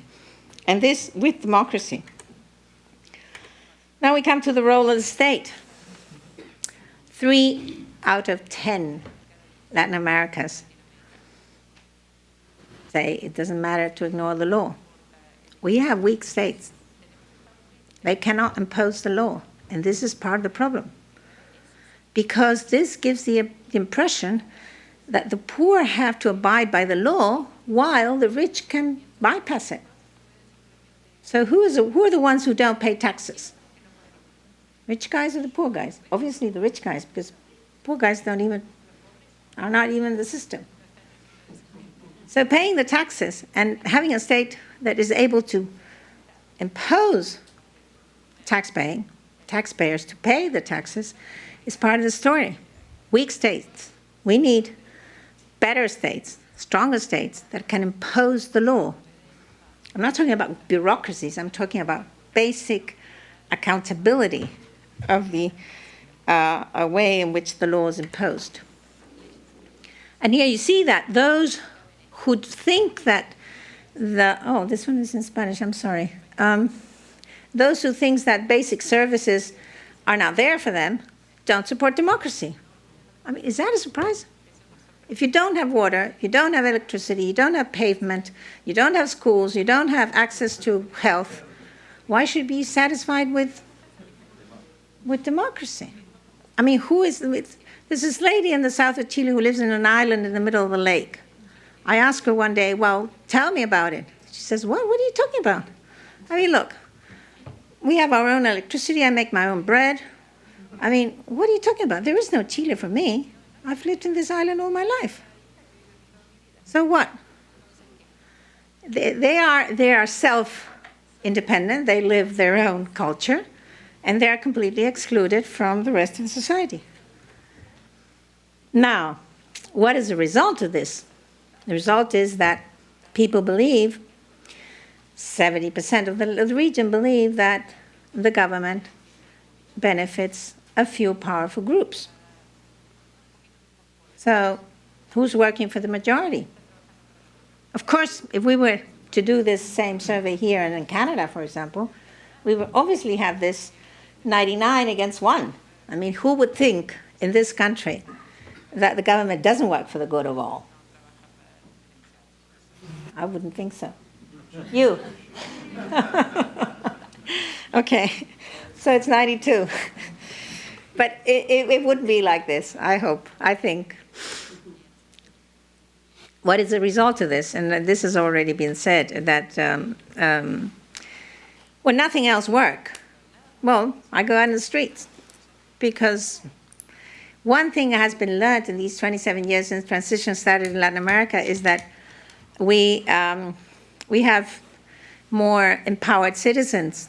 Education policies have been successful. More people have higher degrees of education in spite of slowness and in social mobility, so that now these people are critical citizens. They know they can defend their rights, and they go on the street and do it. They have kicked out of office 14 presidents in a decade. So, one has to take them seriously. It's about 75 million guys who are prepared to participate in process movement and demand change directly when things don't work. And why is that? Because organized protest has no power. Look at the fall of the power of organized protest from a decade ago, where people said, okay, let's go by the book. And we organize ourselves and, try to do something. Doesn't work. So this is what we are observing. We are observing an increasing critical citizen who is willing to defend their rights so that democracy is better in their places. If you understand this as people trying to bring down democracy, you're getting the wrong picture, I think. Trust. We are the most distrustful continent in the world. And this is by far more important than being the least, the more unequal. Because this is more difficult to dismantle than inequality. Inequality is a matter of goods. Distrustful is a matter of culture. How many generations do we need to dismantle distrust? So this is the basis upon which we interact. We are not, and this is one of the reasons why we're not going the way other societies are going in this path from constraint to liberty that I showed at the beginning. Latin America is not an open society. Judging the region without template would only confuse those who look at it and will not be able to understand what is going on. We have network trusts based on experience and interaction. High trust is related to high levels of interaction. This is the most primitive type of trust. Work-related contacts, neighbors, even a relative who you have never seen is not trusted. So it's not about blood. It's not about blood. It's about eye contact. I trust you now because I've seen you. This is the power of these meetings. Because you experience a different type of interaction that allows the possibility of moving forward. While rich democracies and established industrial democracies work on open society trust. Erica sent me a mail. She never seen me before. She invited me here on reference. That doesn't happen in Latin America. Nobody invites you if it doesn't know you. Isn't that right? Yes. Okay, there you are. That's one difference. So trust in democratic institutions depends on experience. So thank you for the trust. Thank you. Trust in all institutions are tied together. It is a system of trust that depends on equality before the law, social mobility, access to your opportunities. If you're poor and you've always lived in the same place, well, you don't have the experience of having to trust somebody outside your own circle. So trust is also a function of your poverty. I'm not going to go into this because it will take the whole afternoon. But the trust structure will not change until societies change. Basically, in these 10 years, nothing has changed. And finally, increasing legitimacy of presidentialism. This is an important part of the story. Approval of governments. Nothing works, but governments do. People have learned through elections who have brought dignity to the region that you can kick them out. You don't like them? No problem. Kick them out. We have called it the elimination of the honeymoons. Presidents don't have any more honeymoons. They used to. Used to be able to have, space where they could install themselves and do things. Now they have to start to deliver the next day. And this is exactly what's happening to my dear President Michelle Bachelet. She's being expected to deliver, and she can't deliver political goods that are being expected. She won't be able to. Governments are learning to satisfy because people are kicking them out. And I think that is a powerful, very powerful result of the way democracy is being installed. Because people are learning through imitation also that they can do this. Latin America is celebrating 200 years of independence, as the Mexican president used to say, another priest in a different mule. Democracy is making it possible for the first time in history for the population of the region to get rid of that priest and keeping the mule. Latino Barometro does not find undemocratic people in incongruencies of the attitude towards democracy, but undemocratic institutions that by far are not what they say they are. Changing the priest means democratizing the system in such a way that there is a state for all and that all have, in fact, equality before the law.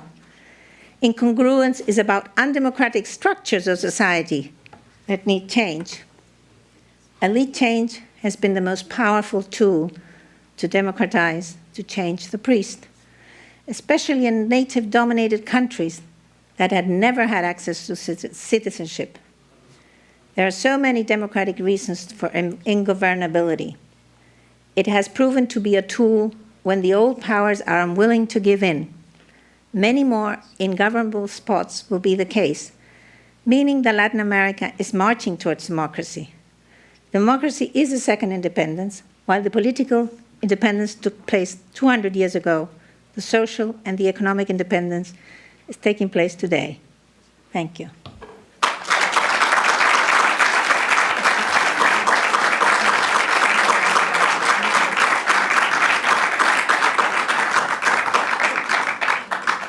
Thank you very much. Excellent presentations. I would ask our panelists to please come forward. And now, in terms of trust and democracy, the floor is open to all of you, and I will take the authoritarian view of choosing to speak. Please. The question is for Mr. Eric.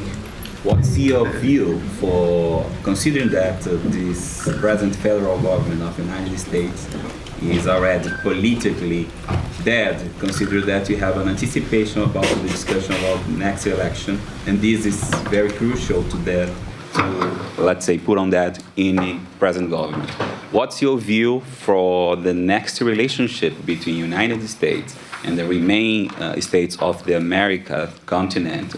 if you have a Republican government or Democratic government. To Marta Lagos, my question is, we have some, in the end of the day, moving towards for democracy. Andrew, I'm sorry for interrupting you, but just because Eric needs to leave in literally like Sorry. 7 minutes, is there any other questions for Eric before he leaves? Cecilia?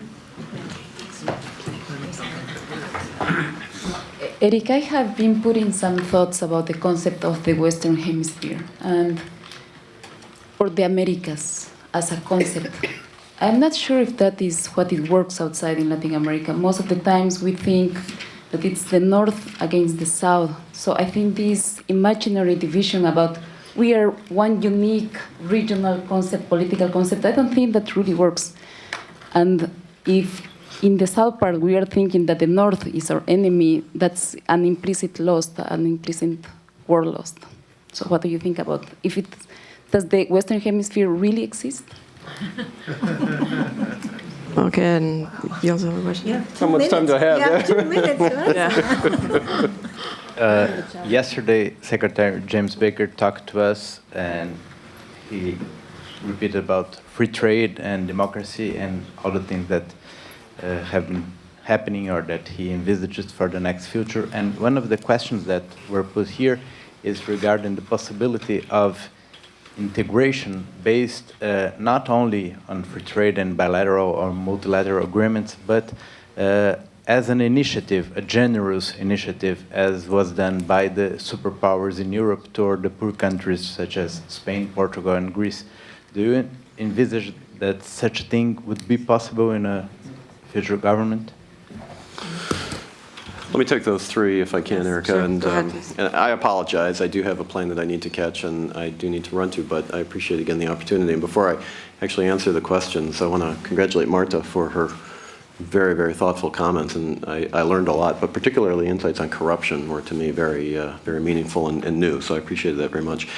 In terms of the differences between the two political parties in terms of potential U.S. policy toward the Western Hemisphere, I have to say I don't see a whole lot of difference. It's not because people disagree or agree, it's because it's a matter of priorities in terms of overall political priorities and what it takes to get elected. There are two issues that come up in the course of the presidential election, and you'll see continue to come up in a political way. One is immigration, and that's a particular problem for the Republican Party, and the other is trade, and that's a particular problem for the Democratic Party.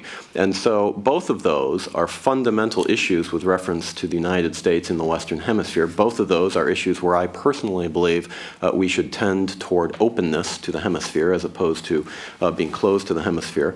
But they are both incredibly politically complicated to the extent Latin America and the Caribbean even come up with reference to the presidential elections. It would be along either of those issues. But let me qualify what I was saying, because they're not seen as international issues. They're not seen as issues with reference to the Western Hemisphere. They're seen as domestic issues in the United States, and it's on that basis that they'll be treated. So you're going to hear a lot of rhetoric that you'll disagree with, that I'll disagree with, that seems to be targeting. This goes to the question of targeting North and South America. It's not intended to target the region, but it will seem harsh, it will seem uninformed, and it will seem as if cooperation is not possible. But I would make those comments. I don't honestly see a big difference between the two parties on the region. I think there's one exogenous factor, though, that you have to look toward that could change the entire equation overnight, and that's Cuba. And what happens if Fidel Castro actually dies? He's eternal. Yeah, I'm not sure he ever will die, but if he actually dies, I shouldn't joke about things like that. But quite honestly, that will change the political dynamic in a way that nobody can foresee. And the Democrats and the Republicans have different ways of viewing Cuba and the relationship there. And frankly, the countries of the region have a different way of looking at Cuba as well. And so that's a factor that we simply can't know. And it might not even occur for the next 5 years, 10 years. I don't know. I'm not going to predict.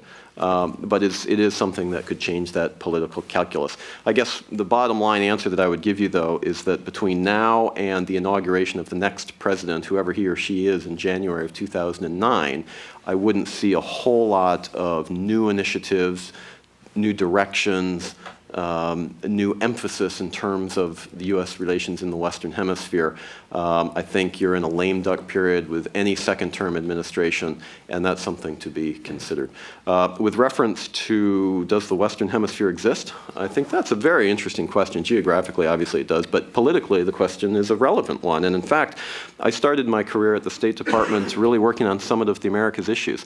And I was at the summit in Miami, I was at the summit in Santiago, Quebec City, I was not in Mar del Plata, but I'll tell you, the consciousness, the idea of a Western Hemisphere that evolved after the Cold War ended was a new, exciting, vibrant initiative that I regret to say I don't think exists anymore. I agree with you. I agree with the basis of your question. In my comments, I didn't go deeply into it, but I alluded to the fact that there is a divide in the hemisphere that I see widening, not narrowing, but widening. And we know the countries that are on one side and the countries that are on the other.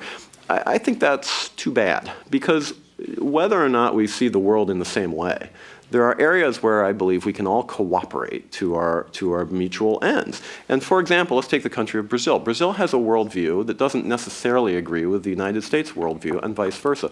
But we find ways to cooperate with a so-called leftist government in Brazil and a so-called rightist government in the United States, and we find ethanol, and we find global security issues, and we find peacekeeping in Haiti, and we find all kinds of interesting issues to collaborate on. And it doesn't mean that we have to have an integrated anything. It just means that we are finding areas to promote our mutual interests. And I think that that type of model has largely broken down, because ultimately that's what the Summit of the Americas model was. It was an agreed agenda, which was not just about trade. Trade was one of 23 primary initiatives, but it was an agreed agenda of mutual collaboration, and all the countries agreed that it was in their interest to promote that type of consciousness.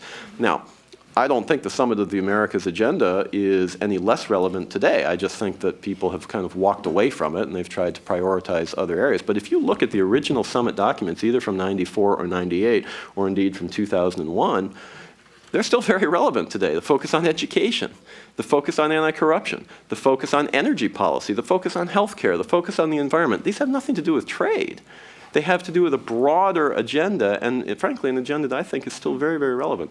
So the reality is, no, I don't think the idea of a hemispheric consciousness exists in the way that it might have a decade ago. I think that's too bad. I think that's a setback for the hemisphere, but I don't think it's a we would say the end of the world. I mean, I think there are ways that we can move forward building on areas where we can collaborate. And even the United States and Venezuela, for example, have some very concrete ways we can collaborate. Energy policy, oil, natural gas. I mean, these are important practical issues. So we don't have to see the world the same way to collaborate and cooperate. The final question would be, do I see a Union of the Americas like the EU, where you have a social development aspect along with trade? I really don't. I'll just be blunt about it. I really don't. I think that it's a very clever and creative concept. I think that the differences in the Americas are much different from the European context. The history is different. The divergence of incomes and national histories is different. But ultimately what it would take, let's be practical about this, ultimately what it would take would be massive transfers of wealth from the United States and perhaps Canada to the countries of Latin America and the Caribbean. And politically, that's just not going to happen from Washington. So it's an interesting concept. It's an idea. It's something that we can talk about aid programs and broader initiatives, which I think is very, very valuable. But in the context of an integrated space which builds common institutions, builds a European-like consciousness for the Americas, it's just not there. And let me give you a specific example. We do a lot of work in terms of North American integration. North America, in this case, being defined as Canada, the United States, and Mexico, the NAFTA countries. And the Council of the Americas, I personally do a lot of work in terms of the competitiveness of North America as a way to build competitiveness vis-a-vis China or India or some of the other emerging markets.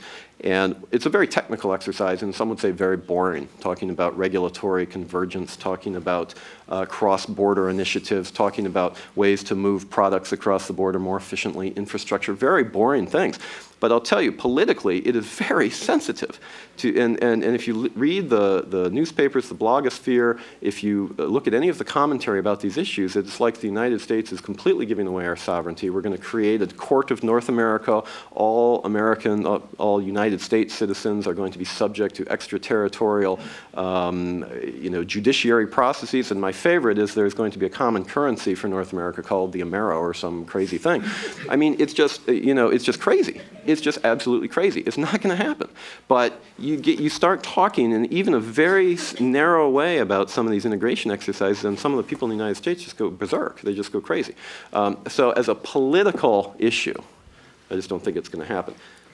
Last thing I would say on that is that doesn't mean, again, that we being the finance of the United States, should not aggressively look for ways which we can collaborate more, including the trade agenda. But I must say, I didn't hear Secretary Baker's speech.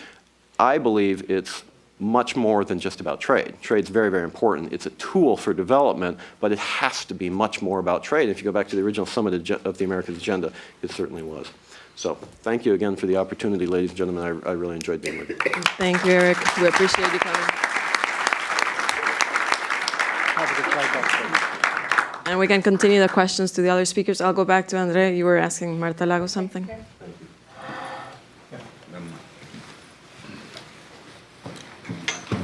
Marta, we are moving towards in Latin America for learning curve of democracy anyway.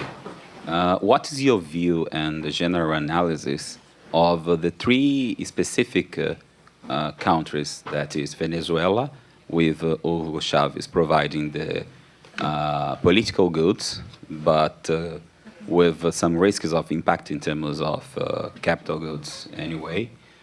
Brazil, that has elected one label to be president with a lot of openness, and that is driving many important things, but driving as well one of the most corruption government in the Brazil's history up to the moment.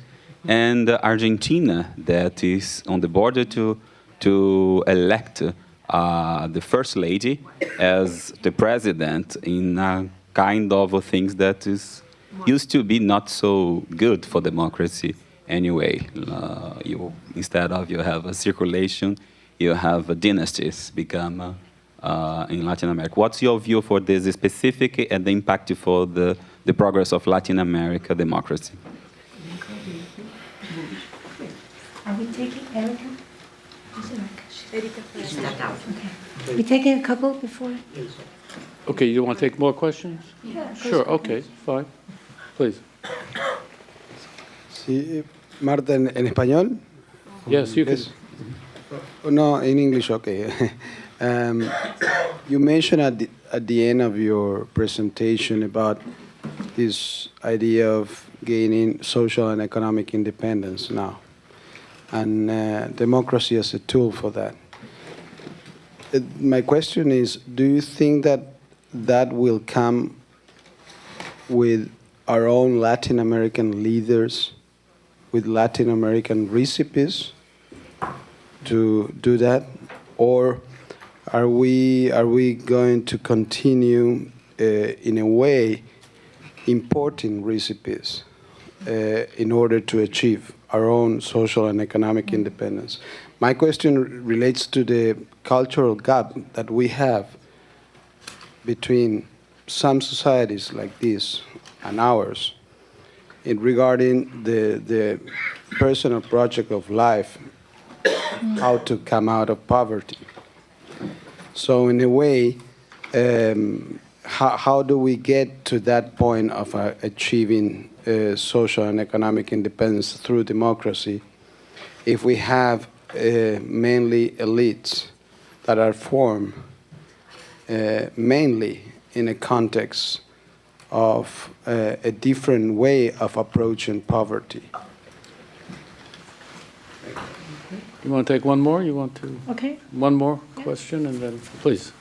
Yes, for Marta. Marta, Yes, you talk about a major change of paradigm, I think. You said that what we used to hear in the past, even from Latino Barometer, was that people did not care much about democracy, but whether they had enough to eat. You know, maybe a decade ago, some years ago. Now you're saying democracy is not only about delivering economic goods, but political goods. I think it would be very important to expand more on this change of paradigm. And the second question that I have is the one related to President Bachelet, and I'm sure you expected this one. Because when you say, if it is true that people are interested about political goods, and in fact, President Bachelet has been trying to create opportunities for participation for people, and all these commissions that she created and these thinking groups, and how has that really come along? And my sense from what you've been saying is that it's possible that the traditional political elites have not allowed for this change to really take place. Okay, I think that's a good, Yeah. you could answer all of those. That'll be pretty My good. goodness.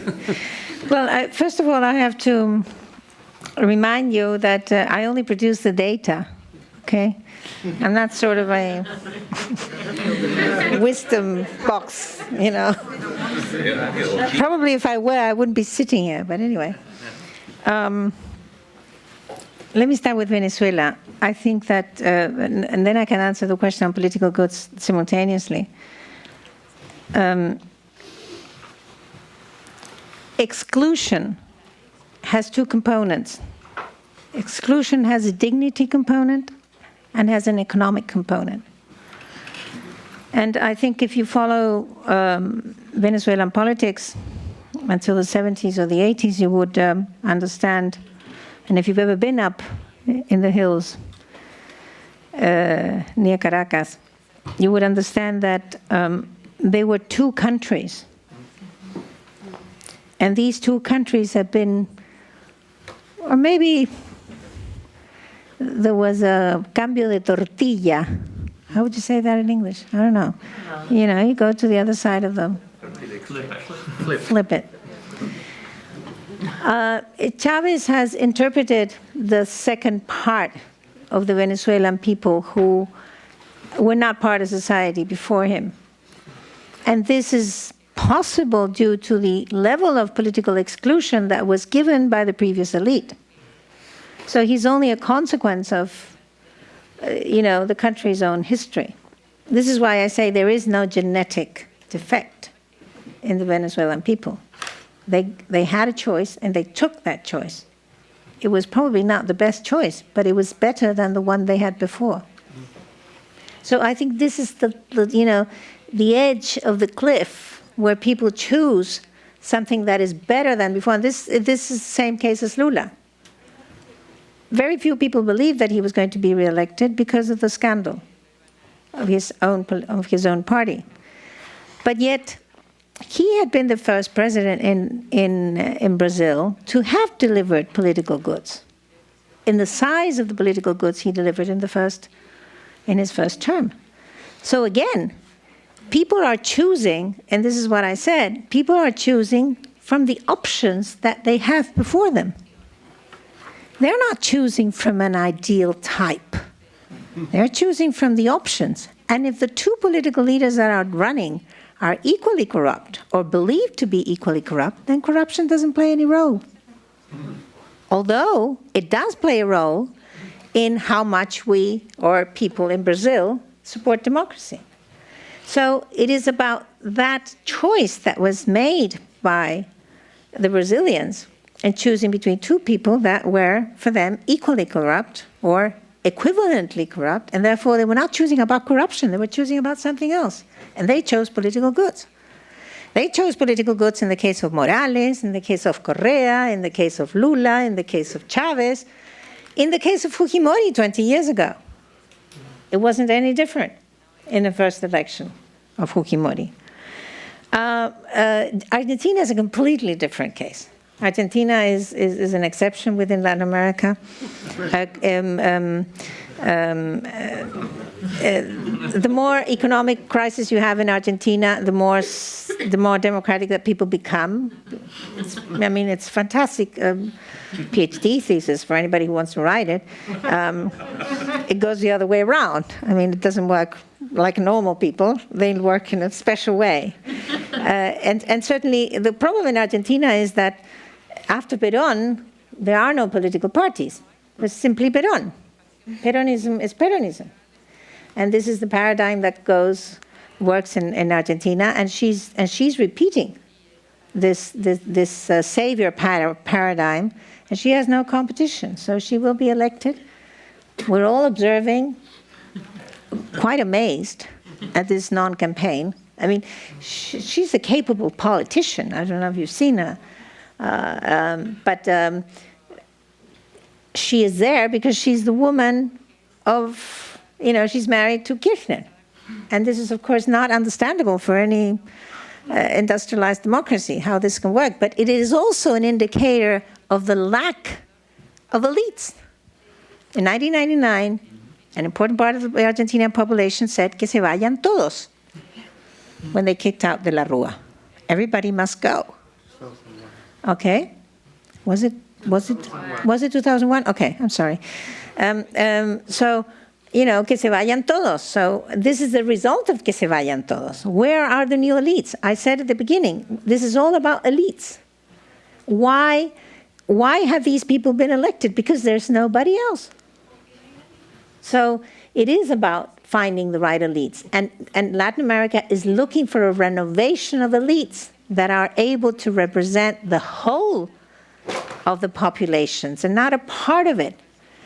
The majority of the people believe that governments do not work for the majority. And this is why democracy is not consolidated. So it seems to me a very simple syllogism that people have in their heads. And in the case of Argentina, unless they have a party system that works, this will continue happening. I think it's a clear consequence of that.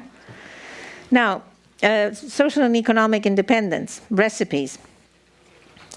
Latin American societies, Guatemala, Ecuador, Paraguay, Bolivia, among others, even Mexico, need to be wrecked in their power structures in order for democracy to be installed.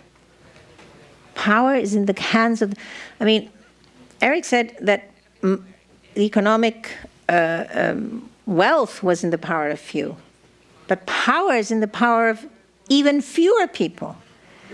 And democracy is about spreading power. So if you're not able with the structure to spread that power in such a way that people are accountable, you don't have democracy. So you need to wreck, basically, the power structures. And this is why Bachelet is not being successful, because Chile had already done all the other things that could be done. And it is expected of her to produce that change that the Concertación has not been able to do, which is wreck the, as we call them, the poderes fácticos. They're still there. Nothing has changed. Everything has changed and nothing has changed. So evolution is not the same as transformation. Latin American societies have been evolving, but not necessarily transforming. I'll stop there. Do you have any comment? Yeah, I have some comments. So many questions, though. Couple of things. I think there are two things in the whole scenario which currently develops in the Western Hemisphere with regard to new leadership, which is developing. If you want to identify 4 or 5 of them, Nicaragua, Ecuador, Bolivia, and Venezuela. But they are not all similar. And I'm not labeling. I don't like labeling countries in that sense or political systems. But there are two things which we have to recognize. Democracy has brought gains, and I think some of the things came out in the figures. Groups which were before totally absent in society in terms of their involvement, their engagement, their recognition, are now recognized, and they make themselves known. So that creates in itself a challenge for democracy. Many of the governments who were overthrown was because of that, prematurely dismantle their elected authority. But it doesn't mean, in my view, always, and that this is a matter of how you manage a democracy, because once you get the opportunity to exercise your right of opinion and demonstration, is that in itself a democratic way of overthrowing a government? This is one of the challenges which we face in the Inter-American Democratic Charter, where the Inter-American Democratic Charter in several provisions says when there is an alteration of the constitutional order, then the countries, the member states, and the Secretary General can respond to that situation. But we did not anticipate that a government can be overthrown also simply by massive protest in society. The civil society as such is not included. So this is a modernization of the Inter-American Democratic Charter which needs to take place. That's the first one. I call it, people have been educated, there is more authority to speak by civil society. The other one is that, and I'm not sure if the elitist theory in that sense works, let's recognize that we are so much ingrained in this tradition that we expect certain leaders to come out of a society. We are still recovering from the surprise that something else was possible also. What happened in Nicaragua and all the other countries. That is democracy in itself. For the OAS, from our perspective, we accept them as is. And I think everybody else in the hemisphere should accept that because they bring new paradigms, they bring new thinking on how to deal with some of the issues. And this is the conflict which you see happening within the inter-American system, is between those who expect a certain framework to develop in countries, whether you call it a different kind of democracy or a dimension to it, and the conflict with those who are proposing different things which are not acceptable. That's why you see the conflict between the North and the South, between the East and the West in the Western Hemisphere. So I think those are two things which we have to keep in mind. It's a little bit complicated, much more complicated in terms of what you see developing in the countries.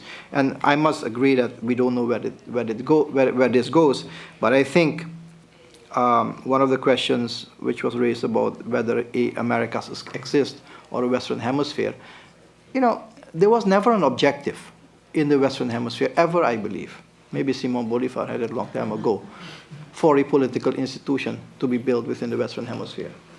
Not from recent days. There's never been a sincere commitment to political integration. And for good reason. Not in 1994, not in 2001, not in 1998, and recently in Mar del Plata. So I think we have to keep that in mind, that political leaders have no intention of giving up certain sovereignty or whatever in the context of an integration movement. There's a process of cooperation, and the cooperation is not endogenous, it's coming from outside, because there is a need to cooperate. Because the problems which we, at this point, experience in the Western Hemisphere make it necessary for us as countries to cooperate. Illegal drug trafficking, the human trafficking, the HIV/AIDS, all these things, natural disasters, make it necessary for us to collaborate among the countries. They're not doing it out of their own. It is simply a force which is coming from outside. So the situation which existed in Europe, where there was a process of integration from within, does not exist. That is not here. But the zone of collaboration which is existing in the Americas is growing in many, many areas. It will make the OAS more relevant as a platform for that, but not as a platform for political integration or as a platform for cooperation. And that's where it will stop. I strongly agree with Eric on that. Yeah, there were some other things, but I think we should listen to the others. We will conclude, Mr. Assistant Secretary, on a conclusion from your remarks that the Western Hemisphere does exist geographically, but does not exist politically. Okay. More questions? Gentleman up there.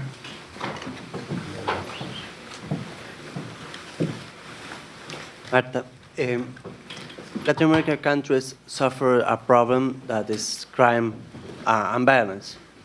And one can see that for one side we have institution, lack of confidence. For the other side, we have income distribution, and the third part as crime, violence, and social problem. And I think that is so related. And I think that the data can show some relationship.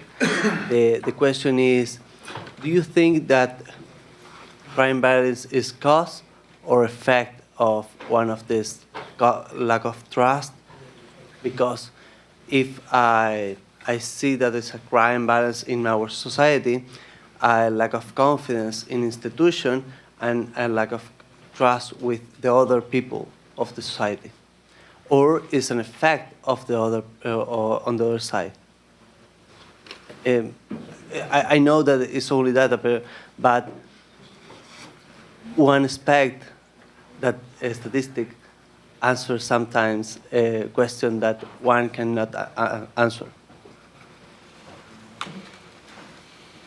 Martha, you wanted to? Would either one of you like to comment on that? Are we going by one by one? One by one. on Okay. this one, right. I understand your question that you're asking what the relationship between crime and institutions are. Did I understand correctly? Okay. Well, actually, trust in institutions has a relation with any system-related item. So crime certainly does. But more than crime, unemployment has more relationship with institutions than crime in those countries where unemployment is an important issue. So the important thing is not to pick one problem, because the problems are many, but to see where I would say the determinants of behavior are lying in that particular country. You may see maybe in Chile, it is the case that crime bears more importance in the consolidation of democracy than in other countries, okay? But this is not the case through the region. So crime is not the problem, but the relationship of the particular issue. It may be unemployment, it may be corruption. Or in Mexico, for example, corruption bears no importance, nor does violence bear any importance in Colombia, because the history is different. So yes, there is a relationship between crime and institutions, but the problem lies in the trust towards the institutions. That is a systemic trust. It doesn't lie in one particular institution. I don't know if I answered your question. I'm sorry, first and then two. Aló. Go ahead. Yo tengo en realidad 3 preguntas para Marta Lago. Yo quisiera saber la data de la encuestadora de ustedes, quién la surte o cómo levantan toda esa información, en primer lugar. 2, hay 2 informaciones que me llaman la atención, ¿no? Usted señalaba que en América Latina el 58% espera ser rico. En el caso venezolano, el 64%... Cree que puede ser rico. Cree que puede ser rico. Y el 64% lo cree así en Venezuela. Mi pregunta es, ¿cómo es posible que un pueblo que se cree la posibilidad de ser rico elija un presidente que esté vendiendo la idea de crear un sistema socialista? Y 2, usted señalaba además que en Venezuela el 54% está satisfecho con la economía de mercado. Y entonces uno se pregunta, ¿pero cómo entonces opta por elegir un presidente que está propulsando la idea de una nación socialista, ¿no? Y la otra tiene que ver con lo que usted llamó bienes políticos, ¿no? Se está pensando en la OEA la creación de la Carta Social Democrática, creo que se llamó en su momento, y que un poco tiende a facilitar bienes o crear ese bienes políticos, esos bienes sociales. Quisiera saber si tiene alguna relación con eso. Si nosotros tenemos alguna relación con la OEA. Digamos, si tiene los mismos objetivos, o sea, si la Carta Social Democrática pudiera ayudar a crear eso. Okay. I'll continue in English, okay? Okay. Chavez, my goodness. I mean, this is... You are not going to Venezuela today. No, I'm not going to Venezuela. I'm so happy not to be so. You know, if you get a survey, a result of a survey, and questions and the answers are consistent, it is wrong. Basically, people have contradictory opinions and attitude towards things. People are not consistent. I mean, you're even inconsistent towards your own children. One day you say yes to something, and then the next day you say no, and for different reasons. So why should you be consistent towards society? This belief that, you know, why do people elect so-and-so if they think so-and-so? Well, this is the way the world works, and we should learn from it. You know, an analysis is never an explanation. And by far, I think that Venezuela needs explaining, as much as Argentina does, okay? Two countries difficult to understand. I think in the broad terms, it is very easy to understand why the Venezuelans have kept Chavez and not kicked him out. I was interviewing in the hills of near Caracas in both waves, the last two waves, and you talk to people and they say, well, he's only been there 8 years. Give him a little bit of time. He'll do it. He'll bring it. I'll get my piece of cake. So, you know, these people have waited 500 years, some of them, so why won't they wait another 10? I mean, this is the logic that's behind that contradiction sometimes. And there are many other logics that are behind those contradictions that one needs to understand. And therefore, we shouldn't take the understanding of societies with our rationality, because then we're wrong. Using our template is wrong. It doesn't allow us to understand. But then political goods. And Irene mentioned the new paradigm, and I didn't mention it last time. It would be fantastic, of course, for an organization like the OAS to include, a minimum citizenship as a condition to democracy. Now, it is beyond including elections, a very complex thing to do, because political goods are intangibles. Election is the only part of the political good that are tangibles. And therefore, how do you do this? Of course, on the queue towards the election, it's the only place where people are equals. This is the utmost political goods, because there the minister and the peasant have the same weight. And this is why democracy is prevailing, because people are understanding that they can kick out presidents, I already said that, with the vote, because ministers and peasants have the same vote. And I think this is the political good that's behind citizenship, which has to do with sovereignty. And so, of course, I have no idea what the OAS, I will find out and see whether I can contribute to define what political good is. But it is a very complex thing to do. We only have two questions, two gentlemen up here, and that'll have to be the end, I'm sorry. Marta, in this age of civic rebellion, how do you see the role of political parties as potential means to deliver the political goods in a dynamic way and not just in a static way through elections? Well, they have not. Certainly not. I mean, political parties are defending the old elites. They're not inclusive new elites. They haven't produced second generations. There is hardly any second generation in the new political parties, even in the new political parties within, and maybe that's the biggest problem that everybody has, that you find one or two good guys in the past of each country, and that's it. And where are the new guys? And I think the political parties have played a very negative role in not allowing this tiraje de la chimenea in producing new leaders. Maybe if they had, I think Calderón is a good example of some new light, because he is member of the elite. He is young. He is new. He's not that new, but he is fairly new. And you can see that it's different to elect somebody who has been in the political system and has had some experience than to elect somebody like Toledo or like Chavez, who have not been in the political system and therefore don't know how it works. I mean, they have said it themselves, that it is difficult to be president when you don't know how it works. And the search for elites is going to, I think, govern Latin America for the next couple of decades. And these countries will be looking for new elites, and they will be making mistakes. That's the way it goes. Last, wait, we have to go on. All right? We could continue this for 2 hours. More. Yeah, I agree. This is a question for Mr. Randin. It's related with Venezuela.